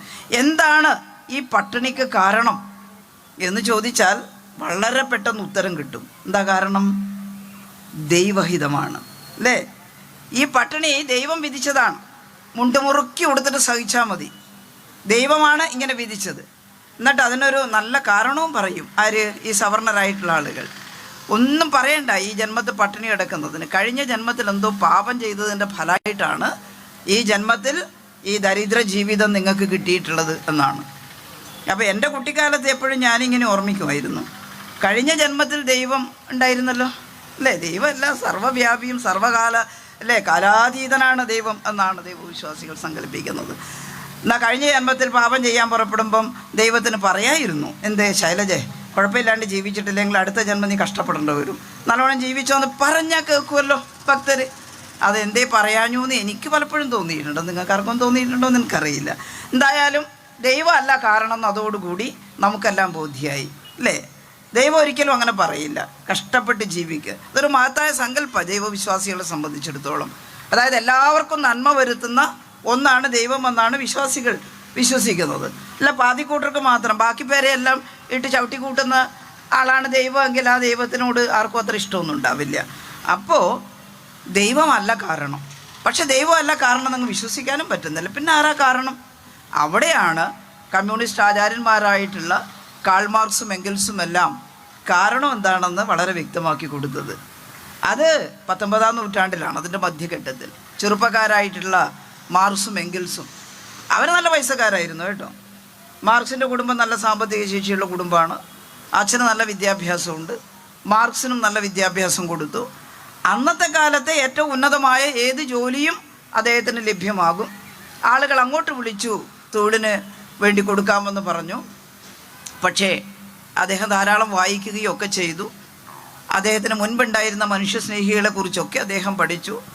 യേശുക്രിസ്തു പറഞ്ഞതുപോലും മാർക്സ് അല്ലേ, യേശുക്രിസ്തു പറഞ്ഞു, ഈ ആളുകൾ പട്ടിണി കിടക്കുമ്പം ഈ സീസർക്ക് കപ്പം കൊടുക്കേണ്ടി വരുന്നു, പട്ടിണിക്കാരായ ആളുകൾക്ക് കപ്പം കൊടുക്കേണ്ടതില്ല. മാത്രമല്ല വിശക്കുന്നവന് ആഹാരം ശേഖരിച്ചു കൊണ്ടുവന്ന് കൊടുക്കുകയാണ് ഏറ്റവും വലിയ മാനവധർമ്മമെന്ന് യേശു തൻ്റെ ശിഷ്യന്മാരോട് പറയുകയുണ്ടായി. മഗ്ദലേയിലെ മറിയം ഒരു ദിവസം ഓടി യേശുവിൻ്റെ അടുത്തേക്ക് വന്നിട്ട് പറഞ്ഞു, നാഥ എന്നെ രക്ഷിക്കണം, എന്താ പറ്റിയത് നിനക്ക്? എന്നെ കല്ലെറിഞ്ഞു കൊല്ലാൻ ആളുകളിങ്ങനെ വരുന്നു, നീ ചെയ്ത തെറ്റെന്താണ്? ഞാൻ ദുർനടപ്പുകാരിയാണെന്ന് പറയുന്നു. അപ്പോൾ യേശു പറഞ്ഞു, അങ്ങനെയാണെങ്കിൽ പുരുഷനും ഉണ്ടാവില്ലേ അതിൻ്റെ കൂടെ, എന്താ ശിക്ഷ? അയാൾക്ക് ശിക്ഷയൊന്നുമില്ല, കേട്ടില്ലേ? അവൻ നിൽക്ക് ആരും കല്ലെറിയാൻ പോകുന്നില്ല, വരട്ടെ എന്ന് യേശു. ആളുകൾ ഓടി വന്നപ്പോൾ യേശു പറഞ്ഞു, കല്ലെറിഞ്ഞ് കൊല്ലാം, പക്ഷേ നിങ്ങളിൽ പാപം ചെയ്യാത്തവൻ കല്ലെറിയണം. ഒരു കൈ ഉയർന്നില്ല. നമ്മളെ പറഞ്ഞിട്ടുണ്ടെങ്കിൽ 7 വട്ടം പറഞ്ഞാലും ആൾ കല്ലെറിയും. പക്ഷേ അവർ യേശുവിനെ വിശ്വസിക്കുന്നുണ്ട്. യേശുവിന് അറിയാം ഞാൻ പാപം ചെയ്തിട്ടുണ്ടോ ഇല്ലയോ എന്നുള്ളത്. അപ്പോൾ കുഴപ്പമില്ല. അതുകൊണ്ട് ആരും കല്ലെറിഞ്ഞില്ല. യേശു എന്താ മറിയത്തോട് പറഞ്ഞത്? പൊയ്ക്കൊള്ളുക പെൺകുഞ്ഞെ, ദുഃഖം വെടിഞ്ഞ് നീ ഉൾക്കൊണ്ട വിശ്വാസം കാക്കുന്നില്ല. അത് വള്ളത്തോളിൻ്റെ വരികളാണ്. എന്നാൽ അങ്ങനെയാണ് പറഞ്ഞത്, നീ പോയി സമാധാനത്തോടെ നല്ല കുട്ടിയായി ജീവിച്ചോളൂ, ആരും നിന്നെ ഉപദ്രവിക്കാൻ വരില്ല. സ്ത്രീകളോട് ബഹുമാനം കാണിച്ചിരിക്കുന്നു. മുഹമ്മദ് നബി 6-ാം നൂറ്റാണ്ടിൽ പറഞ്ഞതെന്താ? ഇന്ന് പ്രചരിപ്പിക്കുന്നതൊന്നുമല്ല. മതങ്ങൾക്കകത്തെല്ലാം ഒരുപാട് കാര്യങ്ങൾ പുതുതായി കടന്നു വന്ന് പഴയ നൂറ്റാണ്ടുകളിൽ മതാചാര്യന്മാർ ആഗ്രഹിക്കാത്ത കാര്യങ്ങൾ പോലും പലതിനകത്തും കൂട്ടിച്ചേർത്ത് സ്മൃതിയും കുസൃതിയും ഒക്കെ എഴുതി വെച്ച് അതൊക്കെ മനുഷ്യദ്രോഹമാക്കി മാറ്റി അതിൻ്റെ 60-70% അല്ല 90% സ്ത്രീ വിരുദ്ധമാക്കി തീർത്ത് അതാണ് മതം എന്ന് പഠിപ്പിച്ചുകൊണ്ടിരിക്കുന്ന ഒരു കാലഘട്ടമായത്. അത് ശരിയല്ല എന്ന് പറയാൻ നമുക്ക് കഴിഞ്ഞിട്ടില്ലെങ്കിൽ നമ്മുടെ അടുത്ത തലമുറ വലിയ ഇരുട്ടിലായി പോകും എന്നുള്ളതാണ് വസ്തുത. 6-ാം നൂറ്റാണ്ടിൽ വളരെ അപരിഷ്കൃതമായിട്ടുള്ള അറേബ്യൻ സമൂഹത്തിൽ നരബലിയും മൃഗബലിയും ഒക്കെ നടക്കുന്ന ഒരു സമൂഹത്തിൽ നബി പറഞ്ഞത് ഈ സാധു മൃഗങ്ങളെയൊന്നും ഇങ്ങനെ ബലി കൊടുക്കാൻ പാടില്ല എന്നാണ്. മൃഗബലി ഉപേക്ഷിക്കണം എന്നാണ്. സ്ത്രീകളോട് ഏറ്റവും ബഹുമാനത്തോടു കൂടി യുദ്ധമുഖത്ത് പോലും സ്ത്രീകൾക്ക് പോകാം, അല്ലേ? യുദ്ധം ചെയ്യാൻ സ്ത്രീകൾക്ക് പോകാം. നബിയുടെ ഭാര്യ യുദ്ധം ചെയ്തിട്ടുണ്ട്. അതുപോലെ ധനികൻ്റെ സ്വത്തിൽ ദരിദ്രന് അവകാശമുണ്ടെന്ന് പറഞ്ഞു. അതെല്ലാം ആ രീതിയിൽ ആധുനിക കാലത്ത് എങ്ങനെയാണ് നടപ്പിലാക്കുക? ഈ പറഞ്ഞ നല്ല ആശയങ്ങൾ യേശു പ്രസംഗിച്ചു കൊണ്ടിരിക്കുമ്പോൾ മുന്നിലിരുന്ന ആളുകൾക്ക് വിശന്നു. അപ്പോൾ ശിഷ്യന്മാർ പറഞ്ഞു, പ്രഭു അങ്ങ് മനോഹരമായിട്ട് പ്രസംഗിക്കുന്നു. യേശുവിൻ്റെ പ്രഭാഷണം വളരെ പ്രസിദ്ധമാണ്. പക്ഷേ ഇവിടെ ഇരിക്കുന്ന ആളുകൾ ദിവസങ്ങളോളമായി ഭക്ഷണം കഴിച്ചിട്ട്. അപ്പോൾ യേശു പ്രസംഗം നിർത്തിയിട്ട് പറഞ്ഞു, ശരി, നിങ്ങൾ പോയിട്ട് ആഹാരം ശേഖരിച്ചു കൊണ്ടുവരിക. ആഹാരം ശേഖരിക്കാൻ പോയി. 5 അപ്പേ കിട്ടിയുള്ളൂ. മുന്നിൽ 5000-ഓളം ആളുകളുണ്ട്. യേശു ഈ അപ്പം വീതിച്ച് എല്ലാവർക്കും കൊടുത്തു. എന്നിട്ട് യേശുവിൻ്റെ പേരിൽ അങ്ങനെയാണ് 5 അപ്പം കൊണ്ട് 5000-ങ്ങളെ ഊട്ടിയ ദേവൻ. അതൊരു നല്ല ആശയമാണ്. പക്ഷേ അത് അപ്പടി ഈ പുതിയ സമൂഹത്തിൽ ആ വരികൾ വിടാതെ പകർത്തുകയല്ല, അതിൻ്റെ ആശയമാണ് പകർത്തേണ്ടത്. ഇന്ന് 5 അപ്പം കൊണ്ടുവന്നിട്ട് നിങ്ങൾക്ക് എല്ലാവർക്കും വീതിച്ച് തന്നാൽ വിശപ്പടങ്ങുമോ? നമുക്കെല്ലാവർക്കും തന്നാൽ അത് പ്രായോഗികമല്ലല്ലോ. പക്ഷേ അതിനെ തള്ളിക്കളയുകയല്ല വേണ്ടത്. എന്താ അതിൻ്റെ സാരാംശം? വിശക്കുന്നവന് വേണ്ടി ആഹാരം ശേഖരിക്കണം, ആഹാരം ഇല്ലെങ്കിൽ ഉണ്ടാക്കണം, എന്നിട്ട് അത് വിതരണം ചെയ്യണം. അതാണ് ചെയ്യേണ്ടത്. അതാണ് ഇടതുപക്ഷം എടുത്തിരിക്കുന്നത്. വിശക്കുന്നവർക്ക് ആഹാരം ഉണ്ടാക്കി വിതരണം ചെയ്യുക. അത് യേശുക്രിസ്തുവിൻ്റെ ആശയമാണ്. അത് കാൾ മാർക്സ് സ്വീകരിച്ചിട്ടുണ്ട്. ശ്രീബുദ്ധൻ്റെ ആശയമുണ്ട്. കൊട്ടാരത്തിലെ സുഖലോലുപത ഉപേക്ഷിച്ചുകൊണ്ട് ബുദ്ധൻ നാട്ടിലേക്ക് ഇറങ്ങി വന്നു, സിദ്ധാർത്ഥൻ. എന്നിട്ട് ഈ കഷ്ടപ്പെടുന്ന ആളുകളെ കണ്ടിട്ട് പരിതപിച്ചു. അവരോടെല്ലാം ഒരുമിച്ച് ചേരാൻ പറഞ്ഞു. ബുദ്ധം ശരണം ഗച്ഛാമി, സംഘം ശരണം ഗച്ഛാമി, ധർമ്മം ശരണം ഗച്ഛാമി. എങ്ങനെയാ ധർമ്മം ഉണ്ടാവുക? എല്ലാ മനുഷ്യരുടെയും വിശപ്പടങ്ങുമ്പോൾ, എല്ലാവരും തുല്യരാണെന്ന് പറയുന്ന ഒരു സമൂഹം ഉണ്ടാകുമ്പോൾ മാത്രമേ സമൂഹത്തിൽ ധർമ്മം പുലരുകയുള്ളൂ. അതുണ്ടാകാൻ മനുഷ്യരെ ഒരുമിച്ച് ചേരുക എന്ന് തന്നെയാണ് ആശയത്തിൻ്റെ പ്രസക്തി.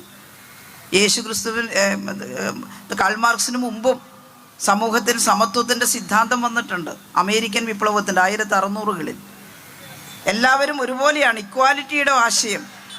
അമേരിക്കയിലെ അടിമകൾ ഉടമകൾക്കെതിരായിട്ട് അവർ പ്രത്യേകിച്ച് അങ്ങനെ സംഘടിതരായി പോരാട്ടം നടത്താൻ കെൽപ്പുള്ളവരൊന്നും ആയിരുന്നില്ല. പക്ഷേ അനുഭവിച്ച വല്ലാത്ത ദുരവസ്ഥക്കെതിരെ ആ പാവപ്പെട്ട മനുഷ്യജീവികൾ പോരാട്ടം നടത്തി, കിട്ടിയ ആയുധമൊക്കെ എടുത്തിട്ട്.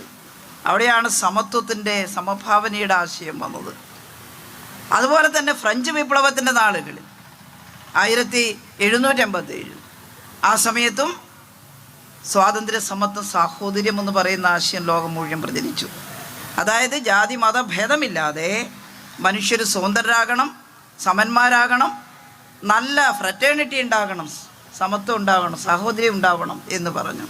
ഇതെല്ലാം കൂടി ചേർന്ന് 1848 കമ്മ്യൂണിസ്റ്റ് മാനിഫെസ്റ്റോ പ്രസിദ്ധീകരിക്കുമ്പോൾ മാർക്സും എംഗൽസും ഈ ആശയം അതിൽ സന്നിവേശിപ്പിച്ചിട്ടുണ്ട്. ഇന്നിവിടെ വന്നിരിക്കുന്ന സ്ത്രീകളായിട്ടുള്ള നമ്മളെല്ലാം നമ്മുടെ ജീവിതത്തിൽ ഉണ്ടായിട്ടുള്ള മാറ്റങ്ങൾക്ക് ഈ ആശയങ്ങളോടെല്ലാം കടപ്പെട്ടവരാണ്. തനിയെ ഉണ്ടായതൊന്നുമല്ല ഈ ആശയം. തെറ്റ് പ്രചരിപ്പിച്ചവർക്കെതിരായിട്ട് ദൈവമല്ല ഈ വിധി ഉണ്ടാക്കിയത് എന്ന് പറഞ്ഞുകൊണ്ട് എന്താണ് സമൂഹത്തിലെ മനുഷ്യരിൽ വലിയ വിഭാഗം ദുരിതങ്ങൾ അനുഭവിക്കുന്നത്, അതിൻ്റെ കാരണമാണ് കമ്മ്യൂണിസ്റ്റ് മാനിഫെസ്റ്റോവിൽ കാൾ മാർക്സും എംഗൽസും പറഞ്ഞത്. അത് മറ്റൊന്നുമല്ല, ഈ ഭൂമിയിലെ മനുഷ്യർ 2 വർഗങ്ങളായി വിഭജിക്കപ്പെട്ടിരിക്കുന്നു. ഏതൊക്കെയാണ് 2 വർഗങ്ങൾ? ഏതൊക്കെയാണ് 2 വർഗങ്ങളായി വിഭജിക്കപ്പെട്ടത്? കുറച്ചാളുകൾ, എണ്ണത്തിൽ കുറവാണ്, അവർ മറ്റു മനുഷ്യർ കൂടി അനുഭവിക്കേണ്ടുന്ന സമ്പത്തെല്ലാം ഊറ്റിയെടുത്ത് തടിച്ചു കൊഴുത്ത് വലിയ മുതലാളിമാരായി മാറി വലിയ മൂലധനത്തിൻ്റെ വക്താക്കളായിട്ട് മാറുന്നു. മഹാഭൂരിപക്ഷം മനുഷ്യർ, അത് ഭൂമിയുടെ എല്ലാ ഭാഗത്തും ഉള്ളവർ, അവർ നല്ല ദരിദ്രരായിട്ട്, പട്ടിണിക്കാരായിട്ട് മാറുന്നു, ചൂഷണം അനുഭവിക്കുന്നു. അപ്പോൾ ഒരു കൂട്ടം ആളുകൾ മനുഷ്യരെ ചൂഷണം ചെയ്യുന്നു, ഒരു കൂട്ടം ആളുകൾ മനുഷ്യർ ചൂഷിതരായിട്ട്, ഒന്നുമില്ലാത്തവരായിട്ട്, ഭൂമിയില്ല, വിദ്യയില്ല, ജോലിയില്ല, കൂലിയില്ല, ഭക്ഷണമില്ല, അങ്ങനെ മാറുന്നു. അതുകൊണ്ട് വർഗവിഭജിതമാണ് സമൂഹം. കമ്മ്യൂണിസ്റ്റ് പാർട്ടിയുടെ ഏറ്റവും പ്രധാനപ്പെട്ട തത്വം അതാണ്. ഈ സമൂഹം വർഗവിഭജിതമാണ്. ഭൂമിയിലെ മനുഷ്യർ, ഈ ചൂഷണത്തിന് വിധേയരാകുന്നവർ ഒരുമിച്ച് ചേരുക, എന്നിട്ട് ചൂഷണം ചെയ്യുന്നവർക്കെതിരായി ശക്തമായ സമരം ചെയ്യുക, ചൂഷണം അവസാനിപ്പിച്ച് ഈ ഭൂമിയിലെ എല്ലാ രാജ്യങ്ങളും എല്ലാ മനുഷ്യർക്കും തുല്യതയുണ്ടാക്കുന്ന ഭരണ സംവിധാനത്തിലേക്ക് കടക്കുക. അതാണ് ഈ ഭരണകൂടത്തെ, ചൂഷിതരായിട്ടുള്ള വർഗത്തിൻ്റെ ഭരണകൂടത്തെ തകർത്തുകൊണ്ട് ചൂഷണമില്ലാത്ത ഭരണം സ്ഥാപിച്ചെടുക്കുന്ന പ്രക്രിയയാണ് വിപ്ലവം. എന്നിട്ട് ആ മാനിഫെസ്റ്റോവിൻ്റെ അവസാനത്തെ പേജിൽ എല്ലാവരും വായിക്കണം കമ്മ്യൂണിസ്റ്റ് മാനിഫെസ്റ്റോ. അതങ്ങ് ജർമ്മനിയിലെങ്ങാറ്റും ജനിച്ച ഒരു തത്വചിന്തകൻ എഴുതിയ പുസ്തകമല്ലേ. നമ്മളെന്തിനു വാങ്ങുന്ന? ജർമ്മനിയിൽ നിന്നൊന്നുമില്ല. ഇന്ത്യയിൽ നല്ല കാര്യം പറഞ്ഞാൽ ലോകം മുഴുവൻ എത്തിക്കാം, ജർമ്മനിയിൽ നിന്നാരെങ്കിലും നല്ല കാര്യം പറഞ്ഞാൽ ലോകം മുഴുവൻ. ലോകത്തെ മുഴുവൻ ആളുകൾക്കും അപ്ലിക്കബിൾ ആണോ, അവർക്ക് പ്രായോഗികമാക്കാൻ കഴിയുന്നതാണോ, അങ്ങനെ ചിന്തിച്ചാൽ മതി. അങ്ങനെ ചിന്തിക്കുന്നത് കൊണ്ടാണ് ജനങ്ങൾ, മാർക്സും എംഗൽസുമല്ല, ഇവർ 2 പേരും മാത്രമൊന്നുമല്ല കേട്ടോ, 100 കണക്കിന് തത്വചിന്തകർ ഇതിനെ പരിപോഷിപ്പിച്ച് യഥാർത്ഥ കാരണം ചൂഷണത്തിൻ്റെത് കണ്ടെത്തി ദൈവത്തെ എല്ലാം വെറുതെ വിട്ടു, ദൈവത്തിൻ്റെ പേരിൽ ഒരു കുറ്റാരോപണവും നടത്താതെ മനുഷ്യനെ ചൂഷണം ചെയ്യുന്ന മനുഷ്യരുടെ തെറ്റായ വ്യവസ്ഥിതിക്കെതിരെ സമരവുമായി മുന്നോട്ട് വന്നിട്ടുണ്ട്. അതിൻ്റെ ഏറ്റവും നല്ലൊരു എക്സാമ്പിളായിരുന്നു സോവിയറ്റ് റഷ്യ. എപ്പോഴെങ്കിലും എവിടെയെങ്കിലും ഇത്തരം സമരങ്ങൾ വിജയിക്കുമോ? ഈ പറയുന്ന സോഷ്യലിസം, എന്താ സോഷ്യലിസം? ഒറ്റ വാക്കിൽ പറയാൻ പറഞ്ഞ വിഷമമുണ്ട്, എന്നാലും എളുപ്പം മനസ്സിലാവാൻ വേണ്ടി പറയാം. പ്രായപൂർത്തിയായ എല്ലാ മനുഷ്യന്മാർക്കും ചെയ്യാൻ അന്തസ്സുറ്റ ജോലിയും എന്തോ ആവട്ടെ, കൃഷിയോ വ്യവസായമോ വേറെ ഏതെങ്കിലും തരത്തിലുള്ള അധ്യാപകരായിട്ടോ ഏതെങ്കിലും തരത്തിൽ ഈ സമൂഹത്തെ കൂടുതൽ പുഷ്ടിപ്പെടുത്താൻ ഉതകുന്ന മാന്യമായിട്ടുള്ള ജോലികൾ, ആ ജോലി ലഭ്യമാവുക, അതിന് ജോലിക്കനുസരിച്ച് കൂലി ലഭിക്കുക. എന്ന് വെച്ചാൽ തൊഴിലില്ലായ്മ എന്ന് പറയുന്ന ശാപം ഇല്ലാതിരിക്കുക. എല്ലാവർക്കും അധ്വാനിക്കാനും സമ്പാദിക്കാനും ജീവിക്കാനും കഴിയുന്ന ഒരവസ്ഥ ഒരു സമൂഹത്തിൽ ഉണ്ടാകുമ്പോൾ നമ്മളതിനെ സോഷ്യലിസം എന്ന് വിളിക്കും. ഇതിനേക്കാളും മെച്ചപ്പെട്ട ഒരവസ്ഥയും നാം വിഭാവനം ചെയ്യുന്നുണ്ട്. അതെന്താ? കമ്മ്യൂണിസം അല്ലേ? കമ്മ്യൂണിസം എന്ന് പറയുന്നത് എല്ലാവർക്കും ജോലി ചെയ്യാൻ അവസരം ഉണ്ടാകും, ആവശ്യത്തിനനുസരിച്ച് സമൂഹത്തിൽ നിന്ന്, ജോലിക്കനുസരിച്ച് മാത്രമല്ല, ഉപയോഗിക്കാൻ കഴിയുന്ന വളരെ സമത്വപൂർണ്ണമായിട്ടുള്ള മനുഷ്യരെല്ലാം ഒരു കമ്മ്യൂണായി, കൂട്ടായി, പരസ്പരം സഹായിച്ചും വിശ്വസിച്ചും ഷെയർ ചെയ്തൊക്കെ ജീവിക്കുന്ന ഒരു നല്ല അവസ്ഥയുണ്ടാകും. ആ അവസ്ഥ ഇപ്പോൾ നമുക്ക് സങ്കല്പിക്കാൻ കഴിയാത്തത് ഫ്യൂഡലിസത്തിൻ്റെയും മുതലാളിത്തത്തിൻ്റെയും അടിമത്തം നിലനിൽക്കുന്ന സമൂഹത്തിൽ ജീവിക്കുന്ന മനുഷ്യരായതുകൊണ്ടാണ്. നമുക്ക് സങ്കല്പിക്കാനേ കഴിയുന്നില്ല, അയ്യോ അങ്ങനെ ഉണ്ടാവുമോ എപ്പോഴെങ്കിലും എന്നുള്ളതാണ്. എന്നാൽ സോഷ്യലിസ്റ്റ് ആശയം പ്രാവർത്തികമാണോ എന്നുള്ള കാര്യത്തിന് നമുക്കൊരു തെളിവ് കിട്ടിയിട്ടുണ്ട്. ഒന്നല്ല, ഒരുപാട് തെളിവുകളുണ്ട്. പൂർണ്ണമായും സോഷ്യലിസത്തിലേക്ക് പ്രവേശിച്ചു എന്ന് പറയാൻ കഴിയില്ലെങ്കിലും വിപ്ലവത്തിന് ശേഷം സോവിയറ്റ് റഷ്യ മാനുഷികമായിട്ടുള്ള എന്തെല്ലാം കാര്യങ്ങളാണ് അവിടെ നേടിയെടുത്തത്. അതിനെ തകർത്ത് കളഞ്ഞു. അതിപ്പോൾ തകർന്നു പോയി. പ്രതിവിപ്ലവം നടന്നു, സോവിയറ്റ് റഷ്യ തകർന്നു. അപ്പോൾ ചിലർ പറയുന്നത് കണ്ടോ സോഷ്യലിസം ഒരിക്കലും നിലനിൽക്കില്ല, തകർന്നു പോയില്ലേ. ഞാൻ കോളേജ് പഠിക്കുമ്പോൾ എൻ്റെ കൂടെ ഡിഗ്രിക്ക് പഠിച്ച എൻ്റെ ഒരു കൂട്ടുകാരൻ ശശി കോൺഗ്രസ്, KSU, ഞാൻ SFI. അവൻ എൻ്റെ ഓട്ടോഗ്രാഫ് വാങ്ങിയിട്ട് അതിൻ്റെ അകത്ത് എഴുതി വെച്ചു, ശൈലജ വിപ്ലവം ഒരിക്കലും നടക്കില്ല, അതുകൊണ്ട് നീ ഇത് ഉപേക്ഷിക്കുന്നതാണ് നല്ലത്. ഞാൻ ശശിയുടെ ഓട്ടോഗ്രാഫ് വാങ്ങിയിട്ട് എഴുതി, ശശി വിപ്ലവം നടന്നുകൊണ്ടിരിക്കുകയാണ്, കുറേ വിപ്ലവങ്ങൾ നടന്നു, ഇനിയും നടന്നുകൊണ്ടിരിക്കും എന്ന് പറഞ്ഞു. ശശിനെ വിളിച്ചിരുത്തിയിട്ട് ഞാൻ പറഞ്ഞു, ശശി 1947 ബ്രിട്ടീഷുകാർ ഇന്ത്യ വിട്ടു, അതൊരു വിപ്ലവമായിരുന്നു കേട്ടോ. ബ്രിട്ടൻ ഇന്ത്യ വിട്ടു, നമ്മളെല്ലാം സ്വതന്ത്രരായി. 1957 ഫ്യൂഡലിസത്തിൻ്റെ ഏറ്റവും വൃത്തികെട്ടിട്ടുള്ള ഭൂവുടമാവകാശം അല്ലേ, പാവപ്പെട്ടവനെ ഭൂമിയുടെ അവകാശം നിഷേധിക്കുന്ന അവസ്ഥ കമ്മ്യൂണിസ്റ്റ് പാർട്ടി അധികാരത്തിൽ വന്നപ്പോൾ ഇല്ലാതാക്കി. അതൊരു വിപ്ലവമായിരുന്നു. പക്ഷേ കമ്മ്യൂണിസ്റ്റ് പാർട്ടി വിഭാവനം ചെയ്യുന്ന വിപ്ലവം സോഷ്യലിസ്റ്റ് വിപ്ലവമാണ് ഇന്ത്യയിൽ അല്ലേ. അതിനു മുമ്പ് ഇവിടെ ജനാധിപത്യപരമായിട്ടുള്ള മാറ്റം നടക്കേണ്ടതായിട്ടുണ്ട്, ജനാധിപത്യ വിപ്ലവം നടക്കേണ്ടതായിട്ടുണ്ട്, ഭൂമിയുടെ മേലുള്ള ഭൂസ്വാമിമാരുടെ അധികാരാവകാശങ്ങൾ ഇല്ലാതാക്കേണ്ടതായിട്ടുണ്ട്. കേരളത്തിൽ 57 പ്രകടമായിട്ടുള്ള ജന്മിത്വം അവസാനിപ്പിക്കാൻ കഴിഞ്ഞെങ്കിലും ഇന്ത്യയുടെ മറ്റു സംസ്ഥാനങ്ങളിൽ ഇപ്പോഴും ആ ജന്മിത്വം നിലനിൽക്കുകയാണ്. അപ്പോൾ ഇന്ത്യയിൽ ജനാധിപത്യ വിപ്ലവം പൂർത്തിയായിട്ടില്ല. ആ ജനാധിപത്യ വിപ്ലവം കൂടി പൂർത്തിയാക്കാനുള്ള ഉത്തരവാദിത്വം തൊഴിലാളി വർഗത്തിൻ്റെ കയ്യിലാണ് എന്ന് നമ്മൾ കരുതുന്നു.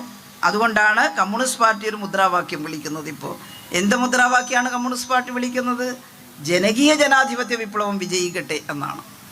കൃഷിക്കാരും തൊഴിലാളികളും എല്ലാം ചേർന്ന് നമ്മുടെ രാജ്യം സ്വതന്ത്രമായിട്ട് നമുക്ക് കിട്ടാത്ത അവകാശങ്ങൾ നേടിയെടുക്കാനുള്ള വലിയ വിപ്ലവം ഇന്ത്യൻ ഭരണാധികാരി വർഗത്തിനെതിരായിട്ട് നടത്തണമെന്നുള്ളതാണ്. ഞാൻ പറഞ്ഞത് 1917 സോഷ്യലിസ്റ്റ് വിപ്ലവത്തിൻ്റെ കഥ പറഞ്ഞിട്ടാണ്. അതുകൊണ്ട് സ്ത്രീകൾക്ക് എന്താ ഗുണമുണ്ടായത്? എന്തൊരു മാറ്റം ഉണ്ടായെന്നറിയോ? അവിടെ സാർ ചക്രവർത്തിമാരുടെ ഭരണമായിരുന്നു. സ്ത്രീകളൊക്കെ ഇവിടുത്തെ മലബാറിൽ നമ്മൾ അന്ന് പട്ടിണി കിടന്നതുപോലെ കൊടും പട്ടിണിയിലായിരുന്നു. സ്ത്രീകൾക്ക് വിദ്യാഭ്യാസം ഉണ്ടായിരുന്നില്ല, അവർക്ക് പൊതുവേദിയിൽ വരാൻ അവകാശം ഉണ്ടായിരുന്നില്ല. ചക്രവർത്തിമാരുടെ പിടിയാളുകൾ എന്ത് ദ്രോഹം ചെയ്താലും അതെല്ലാം കണ്ണും പൂട്ടി സഹിച്ച് വീണൊടുങ്ങുന്ന നരകജന്മങ്ങളായിരുന്നു അവിടുത്തെ സ്ത്രീകൾ. പുരുഷന്മാരും എല്ലാം അങ്ങനെയാണ്. ആ പട്ടിണി കിടക്കുന്ന മനുഷ്യർ സംഘടിച്ചു, മാനിഫെസ്റ്റോ ഒക്കെ വായിച്ചു. അപ്പോൾ ഒരുമിച്ച് ചേർന്ന് ഈ സാർ ചക്രവർത്തിമാരുടെ ഭരണം അവസാനിപ്പിച്ചാൽ നമുക്ക് ഗുണമുണ്ടാവും എന്ന് കരുതിയിട്ടാണ്. പട്ടിണി 14 കിടക്കുമ്പോൾ തനിയെ കൊടിയെടുത്തിറങ്ങും നമ്മൾ അല്ലേ. കേരളത്തിലിപ്പം പട്ടിണിയൊന്നും കിടക്കണ്ട, ഒരു ദിവസം റേഷൻ പീടികയിൽ അരിയില്ലെങ്കിൽ നമ്മളെന്തുമാത്രം സമരം ചെയ്യുകയാണ്. ഇന്ന് അരി വാങ്ങാൻ പോയി കിട്ടിയില്ല, നാളെ വരും എന്ന് പറഞ്ഞാലും ദേഷ്യം തീരില്ല. എന്ന് പറഞ്ഞാൽ ഇന്ന് അരി വേണം എന്ന് നമ്മൾ പറയാൻ പഠിച്ചിരിക്കുകയാണ്. എന്നാൽ ദിവസങ്ങളോളം ആഹാരമില്ലാത്ത മനുഷ്യർ, അവർക്ക് ആഹാരം കിട്ടുന്നു വന്നപ്പോൾ അവർ സമരം ചെയ്യാൻ ഒരുങ്ങി. ഇടതുപക്ഷ ആശയഗതി അനുസരിച്ചാണ് ചെങ്കൊടി എടുത്തിട്ട് അവർ സമരം ചെയ്തു. ആ സമരം വിജയിച്ചു. നമ്മൾ പറയുമ്പം പറയും ക്രെംലിൻ കൊട്ടാരത്തിലേക്ക് ചമ്പട മാർച്ച് ചെയ്ത് സാർ ചക്രവർത്തിമാരുടെ പതാക വലിച്ചു താഴ്ത്തി അവിടെ ചുവന്ന കൊടി ഉയർത്തി എന്നൊക്കെ. ഒരു ദിവസം രാവിലെ തോന്നിയിട്ട് എണീറ്റ് പോയൊന്നുമല്ല കേട്ടോ. എത്രയോ ദിവസം സമരങ്ങളും പിക്കറ്റിങ്ങുകളും അടിയും പിടിയും ഇല്ലേ, വെടിവെപ്പും മരണവും ഒക്കെ ഉണ്ടായിട്ടുണ്ട്. പക്ഷെ വിട്ടുകൊടുത്തില്ല. ഞങ്ങൾക്ക് ആടുമാടുകളെ പോലെ ജീവിക്കാൻ വയ്യ, ഞങ്ങൾക്ക് മനുഷ്യരായിട്ട് ജീവിക്കണം എന്ന ഉറച്ച വിശ്വാസത്തോടു കൂടി ആ മനുഷ്യർ പോരാട്ടം നടത്തിയിട്ടാണ് 1917 റഷ്യൻ വിപ്ലവം നടന്നത്. ജവഹർലാൽ നെഹ്റു അതിനെ അംഗീകരിച്ചിരുന്നു, ആ വിപ്ലവത്തെ. ഞാൻ എപ്പോഴും പറയാറുണ്ട്, ഓർമ്മിപ്പിക്കാറുണ്ട്, നിങ്ങൾക്കെല്ലാം അറിയുന്നതാണ്. ഇന്ദിരാഗാന്ധിക്ക് ജയിലിൽ നിന്ന് അയച്ച കത്തുകളിൽ ഒന്നിൽ നെഹ്റു എഴുതി, മകളെ ഇന്ദു നീ ഭാഗ്യവതിയാണ്. എന്തുകൊണ്ടെന്നാൽ നീ ജനിക്കുന്നത് 1917. ഇപ്പോഴത്തെ കോൺഗ്രസ്സുകാരെല്ലാം നെഹ്റുവിൻ്റെ പുസ്തകം വായിക്കലുണ്ടോ എന്ന് എനിക്കറിയില്ല. അല്ലേ? വായിച്ചാൽ നന്നായിരുന്നു. നീ ഭാഗ്യവതിയാണ്. കാരണം ജവഹർലാൽ നെഹ്റു മാർക്സിസ്റ്റ് ഒന്നുമല്ല കേട്ടോ, അങ്ങനെയൊന്നും വിചാരിക്കണ്ട. എന്നാൽ സോഷ്യലിസ്റ്റ് ആശയഗതികൾ അദ്ദേഹത്തിൻ്റെ മനസ്സിലുണ്ടായിരുന്നു എന്നുള്ളത് വസ്തുതയാണ്. അദ്ദേഹം പറഞ്ഞു, ആ വർഷത്തിലാണ് ഈ ലോകത്തിലെ മഹാനായ ഒരു മനുഷ്യസ്നേഹിയുടെ നേതൃത്വത്തിൽ ലോക ജനതയുടെ വലിയൊരു ഭാഗം അടിമനുഖം വലിച്ചെറിഞ്ഞ് സ്വാതന്ത്ര്യത്തിലേക്ക് നടന്നു കയറിയത്. ആ സംഭവം മറ്റൊന്നുമല്ല, ആ മഹാനായ മനുഷ്യസ്നേഹി വ്ളാഡിമിർ ഇല്യാനോവിച്ച് ലെനിൻ എന്ന് പറയുന്ന റഷ്യൻ സമരനായകനായിട്ടുള്ള കമ്മ്യൂണിസ്റ്റ് ആയിരുന്നു കേട്ടോ. അദ്ദേഹത്തിൻ്റെ നേതൃത്വത്തിലാണ് വിപ്ലവം നടന്നത്. വിപ്ലവം നടന്ന് ചക്രവർത്തിമാരുടെ ഭരണം അവസാനിപ്പിച്ച ഉടനെ സോഷ്യലിസ്റ്റ് ആശയഗതി ആദ്യം ചെയ്തതെന്താ? ലെനിൻ പറഞ്ഞു, ആദ്യം ചെയ്യേണ്ടത് യേശുക്രിസ്തു പറഞ്ഞതുപോലെ മനുഷ്യർക്ക് ഭക്ഷണം എത്തിക്കുകയാണ്. പട്ടിണി കിടന്ന് മരിച്ചിട്ട് പിന്നെ വേറെ സ്വാതന്ത്ര്യത്തെക്കുറിച്ചൊക്കെ പറഞ്ഞിട്ട് എന്താ വേണ്ടല്ലേ? പട്ടിണി കിടന്ന് മരിച്ചാൽ നല്ല റോഡും വേണ്ട, നല്ല സ്കൂളും വേണ്ട, നല്ല ആശുപത്രിയും വേണ്ട, മരിച്ചുപോയില്ലേ? എന്നാൽ അതിനു മുമ്പേ ആഹാരം എത്തിക്കണം. അപ്പോൾ ലെനിൻ പറഞ്ഞു, സോവിയറ്റ് റഷ്യയിലെ പ്രവിശ്യകളെല്ലാം കൂട്ടിച്ചേർത്ത് union of Soviet socialist republic USSR രൂപീകരിച്ചു. വളരെ സമാധാനപൂർണമായിട്ടുള്ള അന്തരീക്ഷമുണ്ടായി. അവിടെ കൃഷി ചെയ്തു. അന്നത്തെ റഷ്യൻ സാഹിത്യകാരന്മാർ ചിലർ എഴുതിയിട്ടുണ്ട്. മിഖായൽ ഷോളോക്കും ഞാൻ എല്ലായിടത്തും പറയാറുണ്ട്, എൻ്റെ മനസ്സിനെ ഒരു ബാധിച്ചിട്ടുള്ളൊരു കാര്യം, അല്ലെങ്കിൽ ഇഷ്ടപ്പെട്ടിട്ടുള്ളൊരു കാര്യമാണ്. ഉഴുതുമറിച്ച കന്നിമണ്ണെന്ന് പറയുന്നൊരു നോവലുണ്ട്, ദ വെർജിൻ സോയിൽ അപ്റ്റേൺഡ്. അതിനകത്ത് ഷോളോക്കോ പറഞ്ഞ് വിപ്ലവം നടന്നിട്ട് പിന്നെ അടുത്ത് വരുന്ന ആഴ്ചകളിൽ കണ്ടതെന്താ? പാർട്ടിയുടെ നേതൃത്വത്തിൽ എല്ലാ പ്രദേശത്തും കൂട്ടുകൃഷി കളങ്ങൾ ഉണ്ടാക്കുന്നു, കൃഷിക്കാരെ സംഘടിപ്പിക്കുന്നു, വിത്തും വളമൊക്കെ കൊടുക്കുന്നു, ശേഖരിക്കുന്നു. എന്നിട്ട് ഈ കന്നിമണ്ണ് ഉഴുതുമറിച്ച്, അതുവരെ കന്നിമണ്ണ് ഉഴുതുമറിക്കാനൊന്നും ഇക്കൂട്ടർക്ക് അവകാശം ഉണ്ടായിരുന്നില്ല. കാരണം അതെല്ലാം ചക്രവർത്തി തിരുമനസ്സുമാരുടെ പിണിയാളുകളുടെ കയ്യിലാണ്, കൃഷിക്കാരുടെ സ്വന്തമല്ല. ചക്രവർത്തി ഇവിടെ കൃഷി ചെയ്യുമെന്ന് പറഞ്ഞാൽ അവിടെ കൃഷി ചെയ്യാം, ഇവിടെ ഇപ്പോൾ ചെയ്യണ്ടെന്ന് പറഞ്ഞാൽ അവിടെ ചെയ്യാൻ പറ്റില്ല. പക്ഷേ ഇതങ്ങനല്ല. റഷ്യയിലെ മണ്ണ് ഉഴുതുമറിച്ച് കൃഷി ചെയ്തപ്പോൾ ധാരാളം ധാന്യം വിളഞ്ഞു. ധാന്യം വിളഞ്ഞപ്പോൾ അത് കൊയ്ത് കൊണ്ടുവന്ന് ഈ കൂട്ടുകൃഷി കളത്തിൽ കൂട്ടിയപ്പോൾ പ്രതീക്ഷയോടുകൂടി കൃഷിക്കാരത് നോക്കി നിൽക്കുന്നു. സാധാരണ അളക്കുമ്പോൾ ഒരു ചെറിയ പങ്ക് ആ കൃഷിക്കാരന് കൊടുക്കുക, ബാക്കിയെല്ലാം ചക്രവർത്തിമാരുടെ പത്തായത്തിലേക്ക് പോവുകയാണ്, ജന്മിമാരുടെ. എന്നാൽ ഇവിടെ അതല്ല സംഭവിച്ചത്. കമ്മ്യൂണിസ്റ്റ് പാർട്ടിയുടെ നേതൃത്വത്തിൽ ഈ വിളഞ്ഞ ധാന്യങ്ങൾ കൃഷിക്കാർക്ക് മൃഷ്ടാന്നം ആഹാരം കഴിക്കാനുള്ളത് മുഴുവൻ അളന്നു കൊടുത്ത് തലപ്പേറെ അതെല്ലാം ശേഖരിച്ച് കൊണ്ടുപോകുമ്പോൾ ആ കണ്ണുകളിൽ നിന്ന് സന്തോഷാശ്രു ഒഴുകുകയായിരുന്നു എന്നാണ്. ജീവിതത്തിൽ ആദ്യമായിട്ട് തങ്ങൾ അധ്വാനിച്ച വിഹിതം തങ്ങൾക്ക് ലഭ്യമാകുന്നു ഭക്ഷണം കഴിക്കാൻ. അതിൽ പരം ഒരു സന്തോഷം മനുഷ്യർക്ക് എന്താ ഉണ്ടാവുക? അവരത് കൊണ്ടുപോയി ഇഷ്ടം പോലെ ആഹാരം കഴിച്ചു. ചൈനീസ് വിപ്ലവം നടന്നപ്പോഴും ഇങ്ങനെ ഒരു അനുഭവം ഉണ്ടായിരുന്നു. 49-ലാണ് ചൈനയിൽ വിപ്ലവം. ലോകത്തിലെ ഏറ്റവും വലിയ പട്ടിണി രാജ്യമായിരുന്നു ചൈന. ചൈനയിലെ പട്ടിണി എന്ന് പറഞ്ഞാൽ ലോകത്തിൻ്റെ ഒരു താരതമ്യമില്ലാത്ത പട്ടിണിയായിരുന്നു എന്ന് കേട്ടിട്ടുണ്ട്. അവിടെ വിപ്ലവം നടന്നപ്പോൾ ചൈനീസ് വിപ്ലവ നായകൻ മാവോ സേതുങ് അദ്ദേഹം പറഞ്ഞു, ഇനി നമ്മൾ കൃഷിയെല്ലാം ചെയ്ത് ആഹാരമെല്ലാം ഉണ്ടാക്കുമ്പോൾ സമയം പിടിക്കും, എവിടെ നിന്നെങ്കിലും ഈ പൂഴ്ത്തി വെച്ച ധാന്യങ്ങളൊക്കെ ഉണ്ട് അല്ലേ, പൊടികളൊക്കെ ഉണ്ട്, ധാന്യപ്പൊടികളൊക്കെ ഉണ്ട്, അതൊക്കെ ശേഖരിച്ചിട്ട് നിങ്ങൾ അടിയന്തരമായി ഓരോ ഗ്രാമത്തിലും ആഹാരം പാകം ചെയ്തിട്ട് ആളുകൾക്ക് കൊടുക്കുക കേട്ടോ. അവർക്ക് മര്യാദക്ക് പാകം ചെയ്യാനുള്ള സൗകര്യം പോലും ഇല്ലാത്ത അടിമതുല്യരായിട്ടുള്ള ആളുകളാണ്. അതുകൊണ്ട് കമ്മിറ്റി ഉണ്ടാക്കി അവർക്കെല്ലാം ആഹാരം കൊടുക്കാൻ പറഞ്ഞു. അത്തരത്തിലുള്ള ഒരു ക്യാമ്പിൽ മാവോ ചെന്നു. എന്നിട്ട് പറഞ്ഞു, ആഹാരം കൊടുത്തു, റൊട്ടി, ഇവിടെ റൊട്ടി ചോറൊന്നുമല്ല, റൊട്ടി കൊടുത്തു.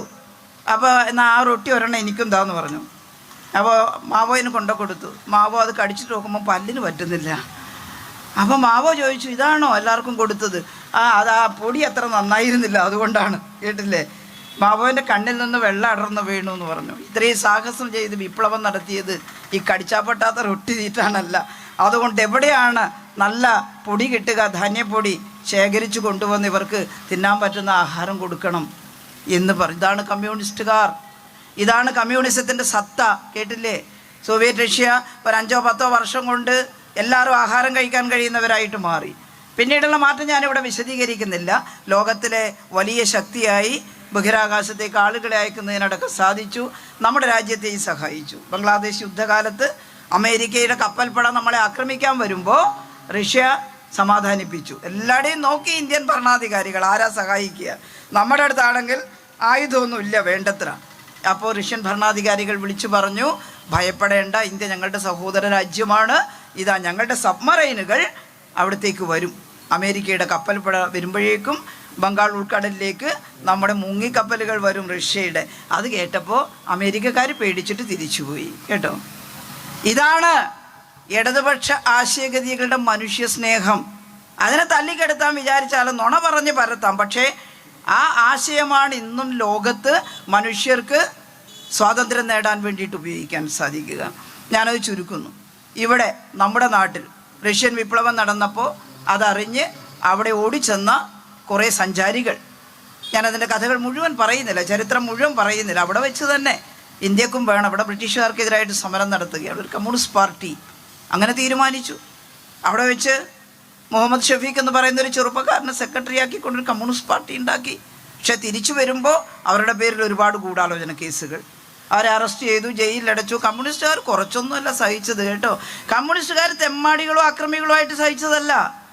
കമ്മ്യൂണിസ്റ്റുകാരെ എല്ലാം കൊന്നൊടുക്കിയത് ഈ നാട്ടിൽ സമത്വം ഉണ്ടാകണമെന്ന് പറഞ്ഞതിനാണ്, ജാതി വ്യവസ്ഥ നിലനിൽക്കരുതെന്ന് പറഞ്ഞതിനാണ്. ഞാൻ പറഞ്ഞില്ലേ, ദൈവം പറഞ്ഞതാണെന്ന് പറഞ്ഞിട്ട് ഈ നല്ല എഴുതാൻ പഠിച്ച സവർണർ എഴുതി വെച്ചു. എന്താ എഴുതി വെച്ചത്? ചാതുർവർണ്ണ്യം മയാ സൃഷ്ടം. ഇപ്പോഴും പഠിപ്പിക്കുന്നുണ്ട് നമ്മുടെ RSSകാരൊക്കെ. സ്ത്രീകളെയെല്ലാം വിളിക്കും സ്നേഹത്തോടെ, ദാക്ഷാണി ചേച്ചി, കല്യാണി ചേച്ചി, നമുക്ക് നാലമ്പലം കാണാൻ പോകാമെന്ന് ചോദിച്ചു. അപ്പോൾ പറയും, നേരെ തന്നെ മോനെ ഇക്കൂട്ടൊന്നും കൂട്ടി കൊണ്ടുപോകുന്നില്ല, ഇൻറ്റൻഷൻ വന്നാൽ കാണാമല്ലേ, ആയിക്കോട്ടെ അമ്പലം കാണാൻ പോയി. അപ്പം അവരെ ഗ്രൂപ്പാക്കി, വാട്സാപ്പ് ഗ്രൂപ്പ്. എന്നിട്ട് അതിനകത്ത് ചാതുർവർണ്ണ്യം മയാ സൃഷ്ടം എന്ന് ദൈവം പറഞ്ഞു എന്നാ. പിന്നെ മനുസ്മൃതി അല്ലേ, ആരാ ഈ സ്മൃതിയൊക്കെ എഴുതി വെച്ചത്? ഏത് ദൈവമാണ് പറഞ്ഞത് ഈ സ്ത്രീകളെ എപ്പോഴെങ്കിലും ആരെങ്കിലും ഇങ്ങനെ വട്ടത്തിലാക്കി നിർത്തണം, പുറത്തിറക്കരുത്, അപകടകാരികളാണെന്ന്? സ്ത്രീകൾക്ക് സ്വാതന്ത്ര്യം വേണ്ടേ?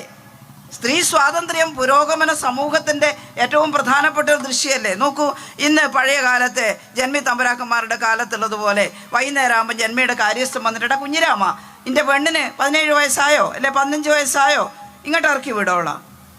അയ്യോ തമ്പുരാനെ, അത് ശീല ആരോഗ്യമില്ല, അതൊന്നൊരു പ്രശ്നമല്ല, നീ ഇങ്ങോട്ട് വിടുന്ന് പറഞ്ഞാൽ കുഞ്ഞിരാമൻ പെണ്ണിൻ്റെ കൈ പിടിച്ചിട്ട് ജന്മിയുടെ അടുത്ത് ഉണ്ടാക്കുമോ? നിൽക്കവിടെ, നീ ആരാ ചോദിക്കാമെന്ന് പറയും. ചപ്പക്കുറ്റിക്ക് 2 എണ്ണം കൊടുക്കും നമ്മൾ, അങ്ങനെ ആരെങ്കിലും പറഞ്ഞാൽ. ആ ചപ്പക്കുറ്റിക്ക് കൊടുക്കാനുള്ള ധൈര്യം ഉണ്ടാക്കിയത് കേരളത്തിലെ കമ്മ്യൂണിസ്റ്റ് പ്രസ്ഥാനമാണ്. അതാണ് പറഞ്ഞത്, ജന്മിത്വത്തിനെതിരായിട്ട് കമ്മ്യൂണിസ്റ്റ് പാർട്ടിയുടെ നേതൃത്വം ചാതുർവർണ്ണ്യം മയാ സൃഷ്ടം എന്ന് ദൈവം പറഞ്ഞു എന്ന് പറഞ്ഞപ്പോൾ നമ്മളൊരു കുസൃതി ചോദ്യം ചോദിച്ചിട്ടുള്ളൂ. ആരോടാ ദൈവം പറഞ്ഞത്? പാവപ്പെട്ട കർഷക തൊഴിലാളിയോട് പറഞ്ഞിട്ടില്ല. ദൈവം അങ്ങനെ പറയില്ല. അങ്ങനെ ഒരു മോശം ശക്തിയല്ല ദൈവം. എന്തെന്ന്? ബ്രാഹ്മണസ്യ മുഖമാസി ബാഹു രാജന്യകൃത ഉരു തദൈശ്വൈ ദ്വൈശ്യ പത്പ്യാം ശൂദ്രോ അജായതേ. ഇങ്ങനെ അത് മനുഷ്യനുണ്ടായെന്ന. ബ്രാഹ്മണൻ തലേന്നുണ്ടായത് കൊണ്ട് സ്വത്തും ബുദ്ധിയല്ല അങ്ങോർക്ക്. ക്ഷത്രിയൻ കൈകളിൽ നിന്നായതുകൊണ്ട് യുദ്ധമൊക്കെ. വൈശ്യൻ ശരീരമാണ്, കച്ചവടമൊക്കെ ചെയ്യാം. ശൂദ്രൻ പാദങ്ങളാണ്, ഇവരെല്ലാം താങ്ങി നിർത്തുക, കണ്ടത്തിലും വയലിലൊക്കെ പണിയെടുത്തിട്ട്. ഇനി ഇതിലും പെടാത്ത ഈ 4 വർണ്ണത്തിൽ പെടാത്ത മനുഷ്യരുണ്ടെന്ന. അതാരാ? അവർണർ അല്ലേ? അവർ പറയർ പുലയർന്നെല്ലാം പറഞ്ഞ് അവരെ കണ്ട ചവിട്ടി തേച്ച് കളയണമെന്നാ. മനുഷ്യരല്ല എന്നാ, ചവിട്ടി അരച്ച് കളയണമെന്നാ. അയ്യങ്കാളിയൊക്കെ അതിനാ സമരം ചെയ്തത് അല്ലേ? അയ്യങ്കാളിയൊക്കെ പ്രതിഷേധിച്ച് തലപ്പാവൊക്കെ വെച്ചിട്ട് എന്നാൽ പിന്നെ ഇങ്ങനെ നടന്നു നോക്കട്ടെ എന്ന് പറഞ്ഞു. താഴ്ന്ന ജാതിക്കാരെ സ്ത്രീകൾക്ക് മാറുമറക്കാൻ പാടില്ല അല്ലേ? അവർക്ക് ഉച്ചത്തിൽ സംസാരിക്കാൻ പാടില്ല. തമ്പുരാക്കന്മാരെ വായിക്കൈവത്തി ഓച്ചാനിക്കണം. അമ്പലത്തിൽ പോകാമായിരുന്നോ കൂട്ടരെ? എൻ്റെ കുട്ടിക്കാലാകുമ്പോഴും പോലും ചിലയിടത്തെല്ലാം സ്വാതന്ത്ര്യം കിട്ടിയതിന് ശേഷം പിന്നെയും 10-11 കൊല്ലം കഴിഞ്ഞിട്ടാണ് ഞാനൊക്കെ ജനിക്കുന്നത്. അപ്പോൾ പോലും ചില അമ്പലത്തിൽ ഇന്ന് ദൂരെ നിൽക്കണം, അങ്ങോട്ട് ആ ശ്രീകോവിൽ. ചില ആളുകൾ വലിയ നമ്മളെക്കാളും വൃത്തിയും പഠിപ്പൊന്നും ഇല്ലാത്ത ആളുകളടക്കം ആ ശ്രീകോവിലിൻ്റെ അടുത്ത് എന്ന് പ്രാർത്ഥിക്കുന്നുണ്ട്. പക്ഷെ താഴ്ന്ന ജാതി എന്ന് പറഞ്ഞ് നമുക്ക് അങ്ങോട്ട് ഈ ദൈവം അങ്ങനെ ജാതി നോക്കിയിട്ട് ഭക്തി അനുവദിക്കുന്ന ഒന്നാണോ? ഒരിക്കലുമല്ല. ദൈവത്തിന് അങ്ങനെ മനുഷ്യന്മാരുടെ ഇടയിൽ വ്യത്യാസമൊന്നുമില്ല. അങ്ങനെയാണ് രവീന്ദ്രനാഥ ടാഗോറും ശ്രീനാരായണ ഗുരുദേവനൊക്കെ നമ്മളോട് പറഞ്ഞത് അല്ലേ? ദൈവത്തിൻ്റെ മുന്നിൽ അങ്ങനെ വ്യത്യാസമൊന്നുമില്ല. പക്ഷേ ഇത് ദൈവം സൃഷ്ടിച്ചതാണെന്ന് പറഞ്ഞ് അവർണരെ എല്ലാറ്റിൽ നിന്നും മാറ്റി നിർത്തി അവർക്ക് വിദ്യ നിഷേധിച്ചു. അവരുടെ സ്ത്രീകൾക്കാണെങ്കിൽ ഇമാതിരി ഒരു ദൈന്യത, മുലക്കരം ചുമത്തുക. നമ്മളെത്ര മാറിയിരിക്കുന്നു. എന്നിട്ട് നികുതി കൊടുക്കാൻ എന്തെന്ന് ഓട്ടമുക്കാലം എന്തെങ്കിലും ഉണ്ടെങ്കിലേ പെറുക്കി കൊടുക്കല്ലേ?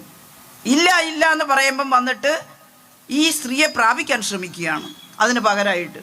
അപ്പോഴാണ് ഒരു സ്ത്രീ അല്ലേ, മുലക്കരം നങ്ങേലി മുല മുറിച്ചെറിഞ്ഞിട്ട് ഇതാ കൊണ്ടുപോ കാലമാടാ, ഇതുള്ളത് കൊണ്ടല്ലേ ദ്രോഹിക്കുന്നത് എന്ന്. എന്തൊരു ദൈന്യതയായിരുന്നു. ഇപ്പം എല്ലാവരുടെയും വിചാരം തനിയേ നമ്മൾ മാറി വന്നതാണ്. അല്ല, വലിയ സമരങ്ങളാണ് കർഷക സമരത്തിൻ്റെയൊക്കെ ഭാഗമായും ജന്മിത്വത്തിൻ്റെ അടിമത്തത്തിനെതിരായും മുൻ തലമുറ ഈ കേരളത്തിൽ കമ്മ്യൂണിസ്റ്റ് പാർട്ടിയുടെ നേതൃത്വത്തിൽ നടത്തിയത്. അതിനെല്ലാം ഫലമുണ്ടായി. 1957 ഇടതുപക്ഷം വന്നപ്പോൾ വലിയ മാറ്റം ഉണ്ടായി. ഭൂമിയുടെ മേലെ അവകാശം കുടിയൊഴിപ്പിക്കൽ നിയമം കൊണ്ടുവന്നു. ഞാൻ ആ ചരിത്രമെല്ലാം പറയുന്നില്ല. പക്ഷേ വലിയ മാറ്റം ഉണ്ടായി.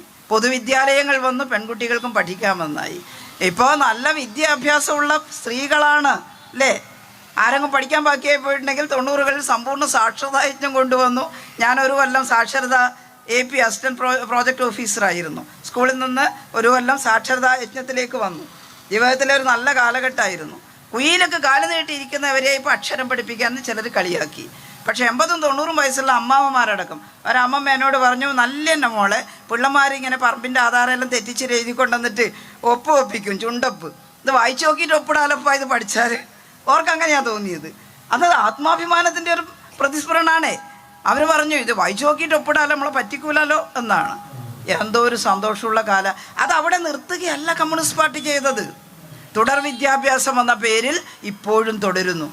4ാം ക്ലാസ് തുല്യത, 7ാം ക്ലാസ് തുല്യത, 10ാം ക്ലാസ് തുല്യത, ഇപ്പോൾ +1 +2 ആയി അല്ലേ? എന്നിട്ട് 72 വയസ്സുള്ള കത്രീന ചേട്ടത്തി, അവരെവിടെയായിരുന്നു, പത്തനംതിട്ടയിലോ മറ്റായിരുന്നു എന്ന് തോന്നുന്നുണ്ട്, BCom പഠിക്കുന്നു. നല്ല ഒരു പാൻറ്റും ഷർട്ടും എല്ലാം ഇട്ട് ഇൻസൈഡ് ആക്കിയിട്ട് കത്രീന ചേട്ടത്തി ചെറുപ്പക്കാരി പെമ്പിളറെ കൂടെ പഠിക്കാനിരിക്കുന്നില്ല. അത് കണ്ടിട്ടില്ലേ? എന്നിട്ട് അവരോട് ചോദിച്ചു, BCom എങ്ങനെയാണ് വഴങ്ങുമോ?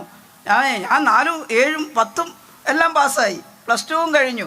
പിന്നെ BCom കുറച്ച് കണക്കധികം ഉണ്ടായി. ഞാൻ കുടുംബശ്രീൻ്റെ എല്ലാം കണക്ക് ഞാനതിന് ശരിയാക്കില്ല. അതുകൊണ്ട് BCom കണക്കൊന്നും എനിക്ക് പ്രശ്നമില്ലാതെ കത്രീന ചേർത്തി പറയുന്നത് യൂട്യൂബിലൊക്കെ വന്നു. കുടുംബശ്രീയിലെ കണക്കല്ല, BCom കണക്ക്. പക്ഷേ അവരുടെ ആത്മവിശ്വാസമാണ്. ആരുണ്ടാക്കി കൊടുത്തു ഈ സാമൂഹ്യ മാറ്റം? കോൺഗ്രസും BJP എല്ലാം ഭരിക്കുന്ന ഉത്തരേന്ത്യൻ സംസ്ഥാനങ്ങളിൽ സ്വപ്നം കാണാൻ പറ്റുമോ ഇത്തരത്തിലുള്ളൊരു മാറ്റം? അവിടെ തുടർ സാക്ഷരതാ യജ്ഞം നടത്തിയോ? അവിടെ ഇപ്പോഴും എത്രയോ സ്കൂളിൽ ചേരുന്ന കുട്ടികളുടെ ശതമാനം?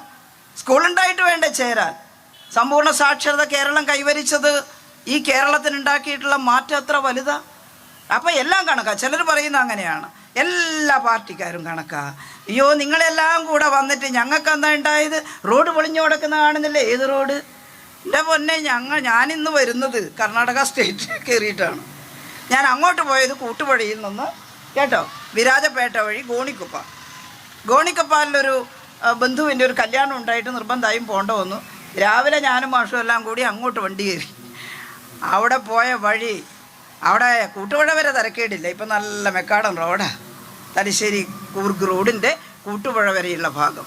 അതിൻ്റെ അപ്പുറത്തേക്ക് കയറിയപ്പോൾ നട്ടലും ഭാര്യയെല്ലാം ഊരിത്തെറിച്ച് പോയി കൂട്ടരെ. അതിന് റോഡ് കടകട ചടപട. ഇനി അവിടെ എത്തി ഗോണിക്കപ്പ. കല്യാണം കഴിഞ്ഞിട്ട് തിരിച്ചു വരാൻ വേണ്ടിയിട്ട് ഇവിടെ കാഞ്ഞങ്ങാടെത്താൻ അവർ പറഞ്ഞു, ഇനി വീണ്ടും ടീച്ചർ മട്ടന്നൂർ പോയിട്ട് വരണ്ട, ഇതിലെ കൂടി ഇങ്ങനെ പിടിച്ചാൽ മതി എന്ന് പറഞ്ഞു. അതിലെ കൂടി പോയിട്ട് ഒറ്റ മെക്കാടൻ റോഡ് കാണാൻ എനിക്ക് പറ്റിയിട്ടില്ല.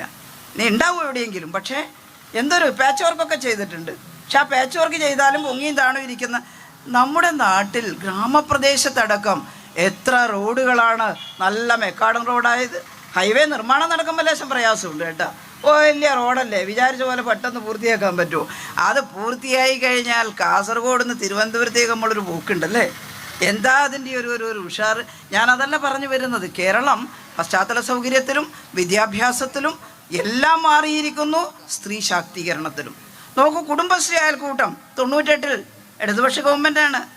ഈ ചില ബാങ്കുകാർ വന്നിട്ട് നാട്ടിലെ സ്ത്രീകളെയെല്ലാം ചെറിയ അയൽക്കൂട്ടമാക്കി മാറ്റി അവർ വഴി നാട്ടിലെ സമ്പത്തെല്ലാം സൈഫൺ ചെയ്തെടുത്ത് ബാങ്ക് ആ പൈസയും കൊണ്ട് പോയി. അപ്പോൾ ഈ അയൽക്കൂട്ടം കൺവീനറെ സ്ത്രീകൾ ചോദ്യം ചെയ്യാൻ തുടങ്ങി. നീ പറഞ്ഞിട്ടാണ് ഞാൻ ചേർന്നത്, എവിടെ എൻ്റെ പൈസ ചോദിക്കുമ്പോൾ ഞാനറിയില്ല, ബാങ്കുകാരെ കാണുന്നില്ല എന്ന് പറഞ്ഞപ്പോൾ അയൽക്കൂട്ടം കൺവീനർമാർ ആത്മഹത്യ ചെയ്യാൻ തുടങ്ങി പേടിച്ചിട്ട്. ആന്ധ്രാപ്രദേശിൽ 43 പേര് മരിച്ചു. അപ്പോഴാണ് തോമസ് ഐസക്കും പാലോളി മുഹമ്മദ് കുട്ടിയെല്ലാം ചേർന്നിട്ട് പറഞ്ഞത്, സ്ത്രീകൾക്കൊരു സമ്പാദ്യശീലം ഉണ്ടാവുന്നത് നല്ലതാണ്, അവർക്കൊരു ആശ്രയം കൊടുക്കാൻ. ഗവൺമെൻറ് ഗ്യാരണ്ടിയോടുകൂടി അവർക്കൊരു സെൽഫ് ഹെൽപ്പ് ഗ്രൂപ്പ് ഉണ്ടാക്കിയാൽ അവർ പോയി ബാങ്കിൻ്റെ കെണിയിൽ വീഴില്ല. അതുകൊണ്ടാണ് നമ്മൾ എന്തുണ്ടാക്കിയത്, സ്ത്രീകളുടെ സെൽഫ് ഹെൽപ്പ് ഗ്രൂപ്പ് അല്ലേ, കുടുംബശ്രീ അയൽക്കൂട്ടം. അതിനെ പിന്നെ ഗവൺമെൻറ്റുമായി ലിങ്ക് ചെയ്ത് പഞ്ചായത്ത് ഓഫീസിൽ അവർക്കൊരിടമുണ്ട്, അതിനൊരു ഭരണരംഗമുണ്ട്, സമിതിയുണ്ട്, ADS ഉണ്ട്, CDS ഉണ്ട്, ജില്ലാ മിഷൻ ഉണ്ട്, സംസ്ഥാന മിഷൻ ഉണ്ട്. ചോദിക്കാനും പറയാനും ആളുണ്ട് എന്ന് പണ്ട് പറയാറില്ലേ? ഉണ്ട് കേട്ടോ. അപ്പോൾ സ്ത്രീകൾ പുറത്തേക്ക് വരാൻ തുടങ്ങി. എന്നാൽ അങ്ങനെ പുറത്തേക്ക് വന്ന വിദ്യാസമ്പന്നരായ സ്ത്രീകൾ വസ്തുതകളെല്ലാം പഠിച്ച് രാഷ്ട്രീയ ബോധമുള്ളവരായി പൂർണ്ണമായും മാറിയോ? രാഷ്ട്രീയവൽക്കരിക്കണം എന്ന് പറയുമ്പോൾ ചിലർ പറയും കുടുംബശ്രീക്കാരെ എല്ലാം മാർക്സിസ്റ്റ് പാർട്ടി ചേർക്കാൻ പോയേ. ഞങ്ങളങ്ങനെയല്ല പറഞ്ഞത്. രാഷ്ട്രീയ സാമൂഹ്യ ബോധ്യം എന്ന് പറഞ്ഞാൽ എന്താ? രാജ്യം ഭരിക്കുന്ന ഭരണാധികാരികൾ നമുക്ക് വേണ്ടി ചെയ്യേണ്ടതെന്താണ്, ചെയ്യാത്തതെന്താണ്, അത് മനസ്സിലാക്കലാണ്. ഈ സമൂഹം എങ്ങനെയാണ് മുന്നോട്ട് പോകേണ്ടത്? നിരവധി ജാതികളായി വേർതിരിഞ്ഞുകൊണ്ടാണോ, എന്നാൽ എല്ലാ മനുഷ്യരും തുല്യരായി ഒരുമിച്ച് നീങ്ങുകയാണോ? റിപ്പബ്ലിക് ഡേയുടെ പിറ്റെന്നല്ലേ ഇന്ന്, അല്ലേ? എന്താ അവിടെ സോവറിൻ റിപ്പബ്ലിക്കായിട്ട് മാറുമ്പോൾ നമ്മൾ പറഞ്ഞത്? 50-ൽ ഭരണഘടന അംഗീകരിച്ചല്ലോ. ആ ഭരണഘടനക്ക് എന്താ പറഞ്ഞത്? സ്വതന്ത്ര ഇന്ത്യ ഒരു democratic secular socialist sovereign republic ആയിരിക്കുമെന്ന്. Democracy means perfect equality in ഓപ്പർച്യൂണിറ്റിയാ. ജനാധിപത്യം എന്ന് പറയുന്നത് സ്ത്രീകളും പുരുഷന്മാരും എല്ലാ ജാതിക്കാരും അവർക്കുള്ള പൂർണ്ണമായ അവസര സമത്വമാണ്. ജനിക്കാനും ജീവിക്കാനും വഴി നടക്കാനും പ്രാർത്ഥിക്കാനും എല്ലാം പുരുഷനും സ്ത്രീക്കും ഒരേപോലെ അവസരമാണ്. ഞങ്ങളുടെ അമ്പലത്തിൽ സ്ത്രീകളെ കയറ്റൂലെന്നോ, ഞങ്ങളുടെ അമ്പലത്തിൽ താഴ്ന്ന ജാതിയെ കയറ്റൂലെന്നോ ഒന്നും ഇന്ത്യ രാജ്യത്ത് ആചാരത്തിൻ്റെ പേരിലാണ് പറയുന്നതെന്ന് പറഞ്ഞാലും അതങ്ങനെ സാധിക്കുക? തുല്യമായ അവകാശം ഉണ്ടാവണ്ടേ?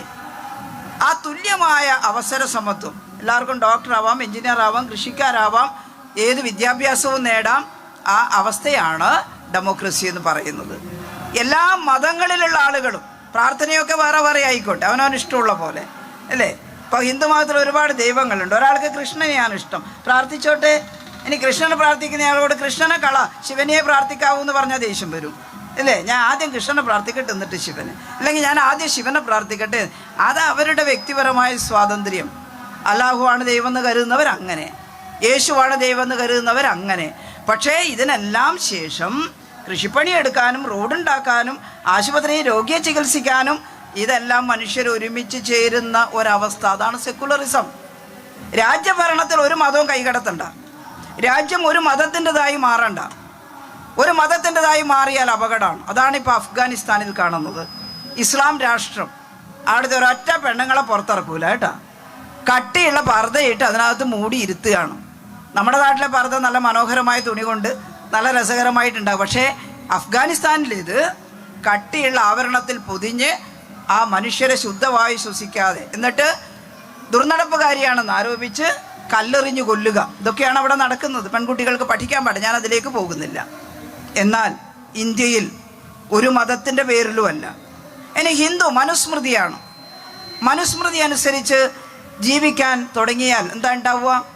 സ്ത്രീക്ക് സ്വാതന്ത്ര്യം ഉണ്ടാവരുത് എന്ന് മനുസ്മൃതി പറഞ്ഞിട്ടുണ്ട്.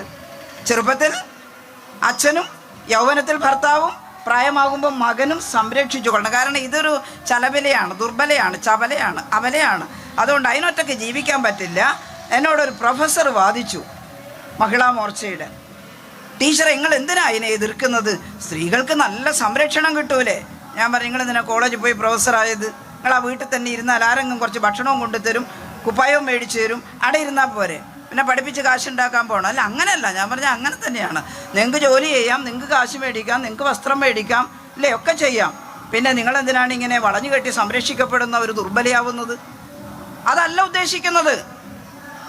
സ്വാതന്ത്ര്യം എന്ന് പറഞ്ഞാൽ അഹങ്കാരമൊന്നുമല്ല. എന്നാൽ പുരുഷന്മാരെല്ലാം അവിടെ നിൽക്ക്, ഞങ്ങൾ മാത്രം മതി, ഇനി സ്ത്രീകളുടെ ഭരണമാണ്, പുരുഷന്മാരെ തൊടിയിപ്പിക്കില്ല എന്ന് പറയുന്നതല്ല കമ്മ്യൂണിസ്റ്റ് പാർട്ടിയുടെ ഫെമിനിസം. സോവിയറ്റ് റഷ്യയിലെ സമരനായികയായിട്ടുള്ള അലക്സാണ്ട്ര കോലൻഡോയ് വളരെ വ്യക്തമാക്കിയിട്ടുണ്ട്. അവരെ തർക്കിച്ചത് യൂറോപ്യൻ രാജ്യങ്ങളിലെ റാഡിക്കൽ ഫെമിനിസ്റ്റുമായിട്ടാണ്. ആ ഫെമിനിസ്റ്റുകൾ, മുതലാളിത്ത രാജ്യങ്ങളിലെ ഫെമിനിസ്റ്റുകൾ വാദിച്ചത് വോട്ടവകാശം വേണം. അന്ന് വോട്ടവകാശം ഉണ്ടായിരുന്നില്ല. വോട്ടവകാശം വേണം, പക്ഷേ സ്വത്തുള്ള സ്ത്രീക്ക് മാത്രമേ വോട്ടവകാശം കൊടുക്കണ്ടൂ. ആദ്യത്തെ അന്താരാഷ്ട്ര വനിതാ കൺവെൻഷനിൽ. അപ്പോൾ കമ്മ്യൂണിസ്റ്റ് പാർട്ടിയുടെ നേതാക്കൾ ക്ലാരാ സെറ്റ്കിനും മറ്റും വാദിച്ചത് അല്ല, തൊഴിൽ ചെയ്യുന്ന പാവപ്പെട്ട തൊഴിലാളി സ്ത്രീ അടക്കമുള്ള എല്ലാ പ്രായപൂർത്തിയായ സ്ത്രീകൾക്കും വോട്ടവകാശം വേണം.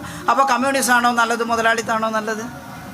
കമ്മ്യൂണിസ്റ്റ് പാർട്ടി അത്രയേ പറഞ്ഞിട്ടുള്ളൂ, ഒരു കുരുത്തക്കേടും പറഞ്ഞിട്ടില്ല. പ്രായപൂർത്തിയായ സാധാരണ അധ്വാനിക്കുന്ന തൊഴിലാളികൾക്കും വോട്ടവകാശം വേണം. അവർക്ക് അവരുടെ ഭരണാധികാരികളെ തിരഞ്ഞെടുക്കാനുള്ള ബുദ്ധിയും വിവേകമൊക്കെ ഉണ്ട്.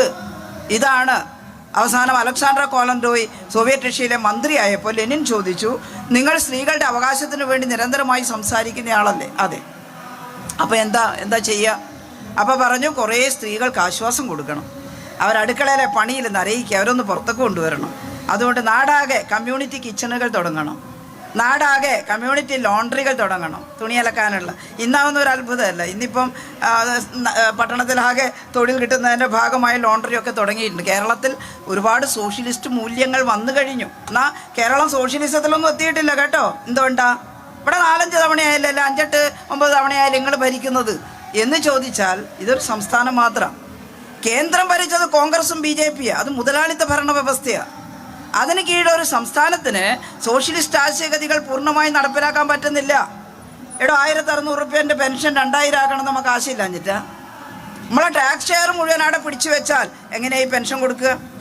അവരെ പൈസയൊന്നുമല്ല. ഇവിടെ നമ്മൾ കൊടുക്കുന്ന നികുതിയുടെ 70% തിരിച്ചു വരേണ്ടതിന് പകരം 70% അവിടെ പിടിച്ചു വെച്ച് 30% ഇങ്ങോട്ട് തന്നാൽ എങ്ങനെ പെൻഷൻ കൊടുക്കുക?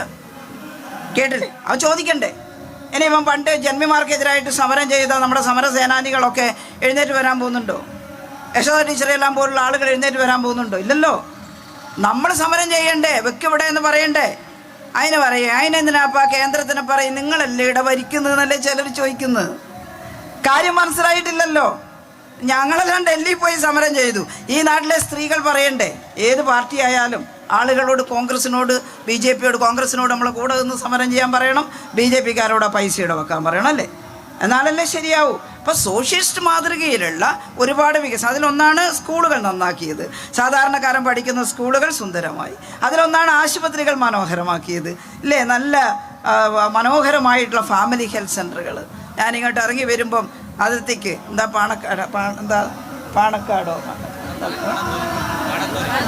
പാണത്തൂർ അല്ലേ, പാണത്തൂർ ഇറങ്ങി വരുമ്പം നിൽക്കുന്നു നല്ല മനോഹരമായിട്ടുള്ള ഫാമിലി ഹെൽത്ത് സെൻ്റർ. ഞാനവിടെ പോയിരുന്നു മന്ത്രിയായപ്പോൾ അത് ഉദ്ഘാടനം ചെയ്യാൻ. അപ്പോൾ അവിടുത്തെ നേഴ്സുമാരെല്ലാം കണ്ടിട്ട് മറന്നുപോയിട്ടില്ല. അവരെല്ലാം കൂടി എന്നെ കണ്ടപ്പോൾ ഓടി വന്നു, ടീച്ചർ ഇവിടെ വന്നിരുന്നു. ഞാൻ പറഞ്ഞു, ഞാൻ വന്നിരുന്നു. ഒരുപാട് ആൾ വരുന്നുണ്ട് ആസ്പത്രിയിൽ, നല്ലത്, വളരെ നല്ലതല്ലേ. ഇത് ടീച്ചറിൻ്റെ ഒരു മികവല്ല, ഇത് LDF ഗവൺമെൻറ് സ്വീകരിച്ച ഇടതുപക്ഷ ആശയഗതികളുടെ ആസൂത്രണത്തിൻ്റെ വിജയമാണ്. മന്ത്രി എന്ന നിലയിൽ ഞാനൊരു പങ്ക് വഹിച്ചിട്ടുണ്ട്, ഇല്ലയെന്ന് പറയാൻ പറ്റൂല. പക്ഷേ ആ ആശയം ഏതാണ്? എന്നിട്ടും പറയുന്നു ഇടതുപക്ഷമല്ല, മഹാമോശം, എല്ലാം കണക്കാന്ന്, ഒന്നും ശരിയല്ല. അങ്ങനെ പറയാൻ പറ്റുമോ? ഈ നേടിയ നേട്ടങ്ങൾ നിലനിൽക്കണമെങ്കിൽ, സ്ത്രീകൾക്ക് അഭിമാനബോധത്തോടെ ജീവിക്കാൻ കഴിയുന്ന അന്തരീക്ഷം ശക്തമാകണമെങ്കിൽ നമ്മൾ ഒരുമിച്ച് പ്രവർത്തിക്കണം. ഞാൻ 2-3 കാര്യങ്ങൾ വളരെ ചുരുക്കി ആധുനിക കാലത്തെക്കുറിച്ച് പറയാം. ഇനിയിപ്പോൾ ജന്മിമാരെ പേടിക്കണ്ട. ഇനി ഒരുത്തനും വിളിച്ചാൽ കല്യാണത്തിൻ്റെ തലേന്നാൾ വീട്ടിൽ പോയി നിൽക്കേണ്ട ആവശ്യം വരുന്നില്ല. നമ്മൾ നമ്മുടെ വീട്ടിൽ നല്ല മനോഹരമായിട്ടുള്ള, ചെറിയ പൈസയാണെങ്കിൽ ചെറിയ വീട്, വലിയ പൈസയുള്ളവർ വലിയ വീട്, എന്നാലും പെണ്ണിനും ചെക്കനും കിടക്കാൻ വേണ്ടി അടച്ചു പൂട്ടുന്ന, കുറ്റിയിടുന്ന ഒരു മുറിയൊക്കെ ഉണ്ടാക്കിയിട്ടാണ് കല്യാണം കഴിക്കുന്നത്, അല്ലേ? ഉത്തരേന്ത്യയിൽ ഇപ്പോൾ എല്ലാവരും കൂടി ഒരുമിച്ച് കിടക്കും. അത് വേറെ ഇരിക്കട്ടെ, ഗ്രാമത്തിലുള്ളവർ ആർക്കും ഇല്ലയെന്നൊന്നും പറയാൻ പറ്റൂല. പക്ഷേ ഇവിടെ ഇപ്പം എന്താ പ്രശ്നം? ഒന്ന്, ഇവിടെ പഴയ ഫ്യൂഡലിസത്തിൻ്റെ ചില ദുർമുഖങ്ങൾ ബാക്കിയായിട്ടുണ്ട് കേട്ടോ. അതെന്താ? ഉള്ളിൻ്റെ ഉള്ളിൽ എവിടെയോ ഒളിഞ്ഞു കിടക്കുന്ന ഒരു ജാതിബോധം. അതിനെയാണ് സംഘപരിവാരക്കാരും മറ്റും പ്രോത്സാഹിപ്പിക്കുന്നത്. എന്താ പറയുന്നത് അല്ലേ?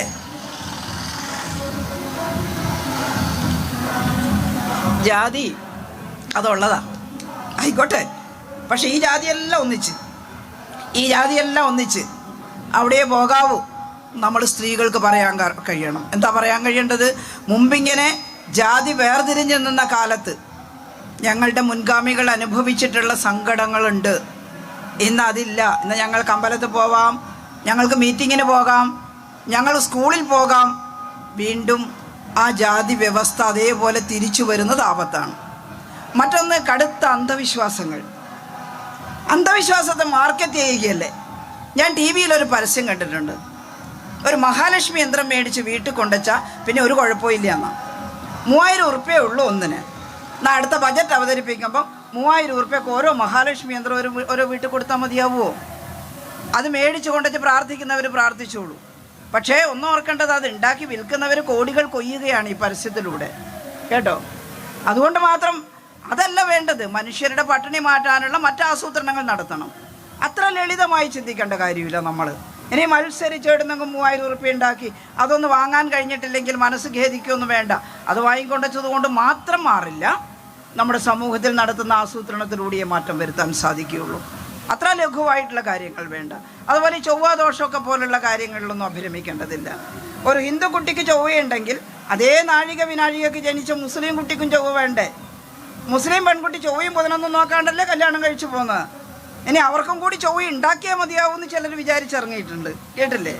അപ്പോൾ ഇത്ര ലളിതമായിട്ടുള്ള അന്ധവിശ്വാസ ജഡിതമായിട്ടുള്ള കാര്യങ്ങൾ, നല്ല ഭക്തിയാവാം ഗുരുദേവൻ്റെയും അതുപോലെ രവീന്ദ്രനാഥ ടാഗോറിൻ്റെയും ഒക്കെ. അതുകൊണ്ട് നമ്മൾ സ്ത്രീകൾ കൂടുതൽ ദുർബലരാവുകയല്ല വേണ്ടത്, കൂടുതൽ ശാസ്ത്രബോധമുള്ള നല്ല മിലിറ്റൻ്റ് ആയിട്ടുള്ള, അതിൻ്റെ അർത്ഥം അഹങ്കാരി എന്നല്ല, ഒന്ന് പറഞ്ഞ് രണ്ടിന് ആരെയും തക്കുന്നവരല്ല, കേട്ടില്ലേ? വളരെ പക്വതയോടുകൂടി പഠിച്ച് കാര്യങ്ങൾ പറയുന്ന, തുല്യ വീട്ടിലും നാട്ടിലും തുല്യ പദവിക്ക് അവകാശികളാണെന്ന ബോധമുള്ള, നന്നായി വായിക്കുന്ന പഠിക്കുന്നവരായിട്ട് മാറണമെങ്കിൽ മാത്രമേ ഇത്തരത്തിലുള്ള അന്ധവിശ്വാസങ്ങൾ മാറ്റാൻ പറ്റുള്ളൂ. രണ്ട്, മുതലാളിത്തത്തിൻ്റെ ദോഷവശങ്ങൾ കടന്നു വരികയാണ്. അതേതിലെല്ലാം വരുന്നുണ്ട്. ദിവസേന വായിക്കുന്ന പത്രക്കടലാസുകളിൽ കാണാം, ചിലപ്പോൾ നവമാധ്യമങ്ങളിൽ കാണാം, സിനിമയിൽ കാണാം. അതെല്ലാം പുതിയ സമൂഹം പകർത്തുകയാണ്. കാശ് സമ്പാദിച്ചാൽ സുഖലോലവുമായിട്ട് ആ കാശ് എങ്ങനെ വേണമെങ്കിലും വിനിയോഗിക്കുക. അതാണ് മയക്കുമരുന്ന്. മുതലാളിത്ത രാജ്യങ്ങളുടെ ഒരു വലിയ പ്രത്യാഘാതമാണ് മയക്കുമരുന്നിൻ്റെ ഉപഭോഗം. അത് കേരളത്തിലും വരുന്നുണ്ട്. കേരളത്തിൽ ആ മയക്കുമരുന്ന് എത്ര കൊലപാതകങ്ങൾ നടത്തി. കഴിഞ്ഞ ദിവസം ഒരു മോൻ അമ്മയെ കൊന്നു കളഞ്ഞല്ലേ? മയക്കുമരുന്ന് ഉപയോഗിക്കുന്ന കുട്ടിയാണ്. നിഷ്കരണം, എനിക്ക് ജന്മം തന്നതിനാണ് കൊന്നത് എന്ന്. എന്തൊരു സങ്കടകരമായിട്ടുള്ള അവസ്ഥ. ഞാനത് വിശദീകരിക്കാതെ തന്നെ നിങ്ങൾക്കറിയാം. അതുകൊണ്ട് കമ്മ്യൂണിസ്റ്റ് പാർട്ടിയുടെ അനുഭാവികളും ബന്ധുക്കളുമായിട്ടുള്ള സ്ത്രീകൾ മയക്കുമരുന്നിനെതിരായിട്ടുള്ള നല്ല ബോധവൽക്കരണവും ഇടപെടലും സമൂഹത്തിൽ നടത്തണം. മയക്കുമരുന്നിൽ നിന്ന് സമൂഹത്തെ രക്ഷിക്കണം. പിന്നെ സ്ത്രീകൾ ഒരു കച്ചവട വസ്തുവായി മാറുന്ന അവസ്ഥ, പെൺകുട്ടികളെയൊക്കെ കച്ചവട വസ്തുവായിട്ട് മാറ്റുക, വിൽക്കുക, അല്ലെങ്കിൽ പണത്തിന് വേണ്ടി മറ്റുള്ളവർക്ക് കാഴ്ചവെക്കുക, ഇതൊക്കെ മുതലാളിത്തത്തിൻ്റെ അളിഞ്ഞ വശങ്ങളാണ്. നല്ല സോഷ്യലിസ്റ്റ് സമൂഹത്തിൽ പണത്തിനോ പദവിക്കോ വേണ്ടി ഒരു സ്ത്രീക്കും മറ്റൊരാൾക്ക് കീഴ്പ്പെടേണ്ടതായിട്ട് വരില്ല. പുരുഷനും പരസ്പര സ്നേഹത്തിൻ്റെയും ബഹുമാനത്തിൻ്റെയും അടിസ്ഥാനത്തിലുള്ള, അലക്സാണ്ട്ര കോലൻഡോയുടെ ഭാഷയിൽ പറഞ്ഞാൽ കോംറേഡ്ലി റിലേഷൻഷിപ്പ് ആയിരിക്കും സ്ത്രീ പുരുഷന്മാർ തമ്മിൽ. ഈ കാണുന്ന അളിഞ്ഞ ബന്ധങ്ങൾ, ഒരാളെ കല്യാണം കഴിക്കുക, മറ്റൊരാളെ പ്രേമിക്കുക, എന്നിട്ട് ഇയാളെ വിഷം കൊടുത്ത് കൊല്ലുക, ഇമാതിരി തലതിരിഞ്ഞ ഏർപ്പാടൊക്കെ വരുന്നത് മുതലാളിത്ത ജീർണതയുടെ ഭാഗമായിട്ടാണ്. അത് പഠിപ്പിക്കാൻ നമുക്ക് സാധിക്കണം. ചെറിയ പ്രായത്തിൽ തന്നെ കുഞ്ഞുങ്ങളെ എങ്ങനെ മാന്യമായിട്ട് പെരുമാറാം, എങ്ങനെ മനുഷ്യന്മാർ തമ്മിലുള്ള വളരെ വളരെ സോഷ്യലിസ്റ്റ് രീതിയിലുള്ള അന്തസ്സുറ്റ ബന്ധങ്ങളാവാം എന്ന് പഠിപ്പിച്ചാൽ നമുക്ക് ഇത്തരത്തിലുള്ള ദുർബലതകൾ കുറേ പരിഹരിക്കാൻ സാധിക്കും. നമ്മുടെ സിനിമയൊക്കെ വളരെ മോശം. ഞാൻ കണ്ടിട്ടില്ലേ, അടുത്തൊരു സിനിമ ഇറങ്ങിയിട്ടുണ്ടെന്ന് പറഞ്ഞു, പേര് പറയുന്നതിന് വിരോധമില്ല, മാർക്കോ എന്ന് പറഞ്ഞൊരു സിനിമ. എൻ്റെ അമ്മ ബോക്സ് ഓഫീസിൽ ഭയങ്കര ഹിറ്റ് എന്നൊക്കെ പറഞ്ഞിട്ട് ഞാൻ എൻ്റെ സ്റ്റാഫിനോട് പറഞ്ഞു, മക്കളെ ആ സിനിമ ഒന്ന് പോയി കണ്ടാലോ. അപ്പോൾ എൻ്റെ ഡ്രൈവർ പറഞ്ഞു, കൊന്നാൽ കാണാൻ പോലെ ടീച്ചർ. എന്താ അതിനകത്ത് കുഞ്ഞു മക്കളെ എത്ര ക്രൂരമായിട്ട് എങ്ങനെ കൊല്ലാമെന്ന് നേരിട്ട് കാണിക്കുകയാണ്. ഒരിക്കലും പാടില്ലാത്തതാണ്. ആ സെൻസർ ബോർഡിന് ഇതിന് നടപടിയെടുക്കേണ്ടതാണ്. അത്തരത്തിലുള്ള കാര്യങ്ങൾ സമൂഹത്തിൽ പ്രചരിപ്പിച്ചാൽ ഈ ആളുകളുടെ മനസ്സിലുള്ള ഈ വൃത്തികെട്ട സമൂഹത്തിനകത്ത് അത്തരം കാര്യങ്ങൾ മനുഷ്യൻ്റെ മനസ്സിലാവുന്നൊരു തെറ്റല്ല എന്നൊരു ബോധം ഉണ്ടാക്കും എന്ന കാര്യത്തിൽ സെൻസർഷിപ്പ് നിയമങ്ങളിൽ പറയുന്നുണ്ട്. അതൊന്നും പച്ചക്ക് ഇങ്ങനെ കാണിക്കാൻ പാടില്ല എന്നുള്ളത്. പക്ഷെ അത് കാണിച്ചിട്ടും സെൻസർ ബോർഡിൻ്റെ കത്രിക വീഴുന്നില്ല. എന്നിട്ട് ഇപ്പോൾ പറഞ്ഞു കേൾക്കുന്നത്, ഇനി OTTയിൽ റിലീസ് ചെയ്യുമ്പോൾ സെൻസർ ബോർഡ് കട്ട് ചെയ്ത ഭാഗം കൂടി അതിൻ്റെ അകത്ത് കയറ്റുന്ന പരസ്യം കൊടുക്കുക. ഇതെവിടെ എത്തും ഈ കാലം? സ്ത്രീകളെ കളിയാക്കിക്കൊണ്ടുള്ള പരിഹാസ ദ്വയാർത്ഥ പ്രയോഗങ്ങൾ, അത് ചില സിനിമകളിൽ ഞാൻ കണ്ട് നല്ല സിനിമയായിരിക്കും, പക്ഷേ ചിലയിടത്തെത്തുമ്പോൾ സംഗതി സ്ത്രീകളെ പരിഹരിച്ചിട്ട്. ഒരു സിനിമയിൽ ഒരു വിദ്വാൻ അതിൻ്റെ നായികയോട് നായകൻ പറയുകയാണ്, പ്രസിദ്ധരാണ്, അവരുടെ പേരൊന്നും ഞാൻ പറയുന്നില്ല, ഞാനൊന്ന് മനസ്സ് വെച്ചാൽ 10 മാസം എനിക്ക് പണി കിട്ടുന്ന. എന്തൊരു ജുഗുപ്സാവഹമായിട്ടുള്ളൊരു കാര്യമാണ്. ഈ അടുത്ത നാളിൽ ഒരു നടിയുടെ അവരെ പരിഹസിച്ചുകൊണ്ടൊരു വർത്തമാനം ഒരാൾ പറഞ്ഞ ആൾ അറസ്റ്റ് ചെയ്തു, ബോച്ചെ അല്ലേ. നടിയുടെ വസ്ത്രധാരണത്തെക്കുറിച്ച് അഭിപ്രായ വ്യത്യാസമുണ്ട്, അവരോട് ചെന്നിട്ട് നേരിട്ട് കുറച്ചും കൂടി ഇങ്ങനെ. അപ്പോൾ അവർ പറയല്ല എനിക്കിതാ ഇഷ്ടം എന്ന് പറഞ്ഞാൽ, എന്നാൽ ശരീരം കണ്ട ഉടനെ തന്നെ ഹാലിളകുന്ന രീതി സമൂഹത്തിലുണ്ടാകാൻ പാടുണ്ടോ? അപ്പോൾ അതെല്ലാം തന്നെ വല്ലാത്തൊരു മുതലാളിത്ത ഭ്രാന്തിൻ്റെ അല്ലെങ്കിൽ ഉപഭോഗ ആർത്തിയുടെ ഭാഗമായിട്ട് വരുന്ന ഒന്നാണ് കേട്ടോ. അങ്ങനെയുള്ള ഒരുപാട് കാര്യങ്ങൾ ഈ സമൂഹത്തിൽ വന്നു ചേരുന്നുണ്ട്. നമ്മുടെ മക്കൾ ഈ യൂട്യൂബും ഇതൊക്കെ ഉപയോഗിക്കുമ്പോൾ നല്ലോണം ശ്രദ്ധിക്കണം. എൻ്റെ നാട്ടിലൊരു പെൺകുട്ടി അതിൻ്റെ ഭർത്താവ് ഓട്ടോറിക്ഷ ഓടിച്ച് ജീവിക്കുന്ന ഒരു ചെറുപ്പക്കാരനാണ്. ആളിവിടെയും കൂട്ടി വന്നു. 2 കുഞ്ഞു മക്കളും, നല്ല മെലിഞ്ഞ 2 മക്കൾ. അപ്പോൾ ഇവളിങ്ങനെ വടി പോലെ ഇരിക്കുക. ആ ചെറുപ്പക്കാരൻ എന്നോട് പറഞ്ഞു, ടീച്ചറെ ഇവളെ കഴുത്തിലാകെ ഒരു 3 പവൻ്റെ ഒരു മാല, ചെറിയ 2-3 മാല കൂടി ഞാനെല്ലാം കൂടി ഒന്നിച്ചാക്കിയിട്ട് 3 പവനാക്കി കൊടുത്തതാണ്. എന്നിട്ട് എന്തായി, ഇവളാർക്കോ ഊരി കൊടുത്തു. ഞാൻ ചോദിച്ചു, ആർക്ക് കൊടുത്തു മോനെ? അവളോടന്നെ ചോദിക്ക്, ആർക്ക് കൊടുത്തു മോളെ? എനിക്കറിയില്ല. എനിക്കറിയാത്ത ആൾക്ക് കൊടുത്തോ? അത് ഫേസ്ബുക്കിലൂടെ പരിചയപ്പെട്ടതാണ്. മോൻ കണ്ടാൽ അറിയോ? ആ ഫേസ്ബുക്കിൽ അയാളെ മുഖമൊന്നും ഉണ്ടായിരുന്നില്ല, അവിടെ എന്തോ ഒരു പൂവിൻ്റെയോ മറ്റോ ചിത്രം. ഞാൻ ചോദിച്ചു, അവനല്ലേ നീ മാല കൊടുത്ത, കണ്ടാ തിരിയില്ലേ? അയാളല്ല വന്നത്, ഒരു കൂട്ടുകാരനെ പറഞ്ഞയച്ചതാ. എന്ത് പറഞ്ഞിട്ട്? ഞാനിങ്ങനെ വളരെ പോഷായിട്ട് ജീവിക്കുന്ന നിന്നെ മനോഹരമായിട്ട് മോളെ ഞാൻ കൊണ്ടടക്കും, എറണാകുളം എല്ലാം കാണിച്ചു തരാം, എറണാകുളത്തുള്ളതാണ്. നീ ഒരു കാര്യം ചെയ്താൽ മതി, ഇപ്പം തൽക്കാലം എൻ്റെ അടുത്ത് പൈസയില്ല, അതുകൊണ്ട് നിൻ്റെ കയ്യിൽ എന്തെങ്കിലും ഉണ്ടെങ്കിൽ എടുത്തിട്ട് വന്നാൽ നമുക്ക് പിന്നെ, ഇപ്പം ലേശം ബുദ്ധിമുട്ടില്ല. ഇപ്പോൾ പറഞ്ഞു, എൻ്റെ പൈസയൊന്നുമില്ല. പൊന്നുണ്ടോ? ആ, ഒരു മാലയുണ്ട്, എന്നാൽ അത് നീ കൊടുത്തയക്ക്, അത് വിറ്റിട്ട് ഞാനൊരു കാറും പിടിച്ച് എന്നെ കൂട്ടാൻ വരും. കാക്കേൻ്റെ തലയിൽ വണ്ണ വെച്ച് പിടിക്കാന്നുള്ള സൂത്രം പറയുന്നതൊക്കെ അതുപോലെ ഊരിക്കൊടുത്തു. പോലീസ് സ്റ്റേഷനിൽ പറയാൻ നോക്കുമ്പോൾ ഇവളെ എൻ്റെ കൈ പിടിച്ച് വെക്കുന്നു, ഫോൺ ചെയ്യാൻ വിടുന്നില്ല. ഞാൻ ആളറിഞ്ഞാൽ ഞാൻ ചത്ത് കളി. ഞാൻ വലിയ ചെപ്പക്കുരിക്ക് 2 എണ്ണം തരാനുള്ള ദേഷ്യം എനിക്കുണ്ട്. പക്ഷേ ഞാൻ ചെയ്യാത്തത്, നീ വീട്ടിൽ ചെന്നിട്ടൊരു കത്ത് എഴുതി വെക്കും, ശൈല ടീച്ചർ അടിച്ചിട്ടാണ് ഞാൻ മരിച്ചത്, എനിക്ക് ജയിലിൽ പോകേണ്ടി വരും. അതുകൊണ്ട് പിന്നെ ഈ സ്ത്രീകളോട് പറയാനുണ്ട്, ജയിലിൽ കിടന്നിട്ട് പറയേണ്ടി വരും ഞാൻ. അതുകൊണ്ട് ഞാനത് ചെയ്യുന്നില്ല. പക്ഷേ ചെയ്തത് തെറ്റാണ്. പോലീസ് സ്റ്റേഷനിൽ പറഞ്ഞു, പക്ഷേ പിടിക്കാൻ പറ്റിയിട്ടില്ല കേട്ടോ. ഇത്ര ലളിതമാണ്. ഈ വിദ്യാഭ്യാസമൊക്കെ ഉണ്ട്, എല്ലാ പെൺകുട്ടികളും അങ്ങനെയാണെന്നല്ല. അതുകൊണ്ട് നല്ല ബോധവൽക്കരണം സമൂഹത്തിൽ നടത്തേണ്ടതായിട്ടുണ്ട് എന്നുള്ളത് സൂചിപ്പിക്കുന്നു. ഞാൻ ചുരുക്കുകയാണ്. ഒരു കാര്യം ഉറപ്പാണ്, കമ്മ്യൂണിസ്റ്റ് പാർട്ടി ഇടതുപക്ഷത്തിൻ്റെ നേതൃത്വത്തിലുള്ള ഭരണപ്രക്രിയയിലൂടെ മാത്രമേ കേരളത്തിൽ ഗുണപരമായ മാറ്റങ്ങൾ ഉണ്ടായിട്ടുള്ളൂ. വേറെ എന്താ മറ്റുള്ളവർ ചെയ്തിട്ടുള്ളത്? എല്ലാ പരിഷ്കാരങ്ങളും, കഴിഞ്ഞ തവണത്തെ 4 മിഷനുകളടക്കം, ഞാനിനി അതിലേക്കൊന്നും പോകുന്നില്ല. ഇന്ന് അന്തസ്സുറ്റ സ്ത്രീകൾ, നന്നായി പഠിച്ച് എവിടെയും ഇറങ്ങിച്ചെല്ലാനും വഴി നടക്കാനൊക്കെ കഴിയുന്ന സ്ത്രീകളായി നമ്മൾ മാറിയിട്ടുണ്ട്. എന്നാൽ അതും കൊണ്ട് അനങ്ങാണ്ടിരിക്കലല്ല, ഈ പുതിയ വിപത്തുകളെ, കടുത്ത ജാതിബോധം, അന്ധവിശ്വാസം, അതിലേക്കെല്ലാം നമ്മളെ തളച്ചിടുന്നതിനെ എതിർത്തുകൊണ്ട് നേരത്തെ എത്ര നല്ല ബോധത്തോടു കൂടിയാണ് നമ്മുടെ പൂർവികരായിട്ടുള്ള സമരസഖാക്കളായ സ്ത്രീകൾ പ്രവർത്തിച്ചത്, അതുപോലെ ഈ സമൂഹത്തിലെ തെറ്റിനെതിരെ പ്രവർത്തിക്കാൻ നമ്മൾ ഓരോരുത്തരും തയ്യാറായാൽ ഭാവിയിൽ നമ്മുടെ കുഞ്ഞുങ്ങൾ നല്ല സമൂഹത്തിൽ ജീവിക്കും. അല്ലെങ്കിൽ നമ്മുടെ കുഞ്ഞുങ്ങൾ മുതലാളിത്തത്തിൻ്റെ ജീർണതയിൽ അഭിരമിച്ച് അങ്ങനെയുള്ളൊരു പുഴുക്കുത്തേറ്റ ജീവിതമായിരിക്കും അവർക്ക് കിട്ടുക. അതുകൊണ്ട് നമുക്ക് ഈ സമൂഹത്തെ സംസ്കരിക്കാം, നന്നാക്കാം, നല്ല പുരോഗമനമുള്ളതാക്കി മാറ്റാം. കമ്മ്യൂണിസ്റ്റ് പാർട്ടിയുടെ സമ്മേളനം നടക്കുമ്പോൾ മറ്റൊന്നുമല്ല ഈ നാട്ടിലെ ജനങ്ങളോട് നമുക്ക് പറയാനുള്ളത്, സോഷ്യലിസ്റ്റ് ആശയഗതികൾ ഇന്ന് ലോകം മുഴുവൻ പറഞ്ഞു തുടങ്ങി ഇല്ലേ? അമേരിക്കയുടെ ചെയ്തികളൊക്കെ കണ്ടിട്ട് ഇനി വരുന്ന നാളുകൾ സോഷ്യലിസത്തിൻ്റെതാണ്. സോവിയറ്റ് റഷ്യയിൽ അട്ടിമറിക്കപ്പെട്ടാലും ശരി, മറ്റെവിടെയും നിങ്ങൾ കുത്തിത്തിരിപ്പുണ്ടാക്കിയാലും ശരി, ഇന്ന് ലോകത്ത് നടക്കുന്ന യുദ്ധങ്ങളും എല്ലാം മുതലാളിത്തത്തിൻ്റെ സൃഷ്ടിയാണ്. അതിൽ നിന്ന് ഒരറുതി വരുത്തി മനുഷ്യനെ പോലെ ജീവിക്കാനുള്ള സാഹചര്യം ഉണ്ടാക്കുന്നത് സോഷ്യലിസ്റ്റ് ആസൂത്രണ പ്രക്രിയയാണ്. അതുകൊണ്ട് വരുന്ന നാളുകൾ ഇടതുപക്ഷ ആശയഗതികൾക്ക് കൂടുതൽ പ്രസക്തിയുള്ളതാണ് എന്നുകൂടി മനസ്സിലാക്കുക. കേരളത്തിൽ ഇന്ന് നിലനിൽക്കുന്ന ഇടതുപക്ഷ ഗവൺമെൻറ്റിന്, ഞാനതാ പറഞ്ഞത്, താരതമ്യം റോഡിൽ മാത്രമൊന്നും അല്ല. അപ്പോൾ ആ ഗവൺമെൻറ്റിനെ നമുക്ക് നന്നായിട്ട് നിലനിർത്താനും പരിഷ്കരണ നടപടികളെ, മറ്റു വിഷയങ്ങൾ പറയുമ്പോൾ അതെല്ലാം പറഞ്ഞിട്ടുണ്ട്, അതിനെ മുന്നോട്ട് കൊണ്ടുപോകാനും നമ്മുടെ സ്ത്രീകൾക്ക് ചെയ്യാൻ കഴിയുന്ന പങ്ക് നമുക്ക് വഹിക്കാം എന്നുകൂടി സൂചിപ്പിച്ചുകൊണ്ട് നല്ല അന്തസ്സോടെ ഊർജ്ജസ്വലതയോടുകൂടി നല്ല വായിച്ചു പഠിച്ചു വളർന്ന് എല്ലാ തെറ്റിനെതിരെയും സംസാരിക്കാൻ സാധിക്കുന്ന, കലഹപ്രിയർ മാത്രമല്ല, തെറ്റിനെതിരെ മാത്രമാണ് കലഹിക്കേണ്ടത്.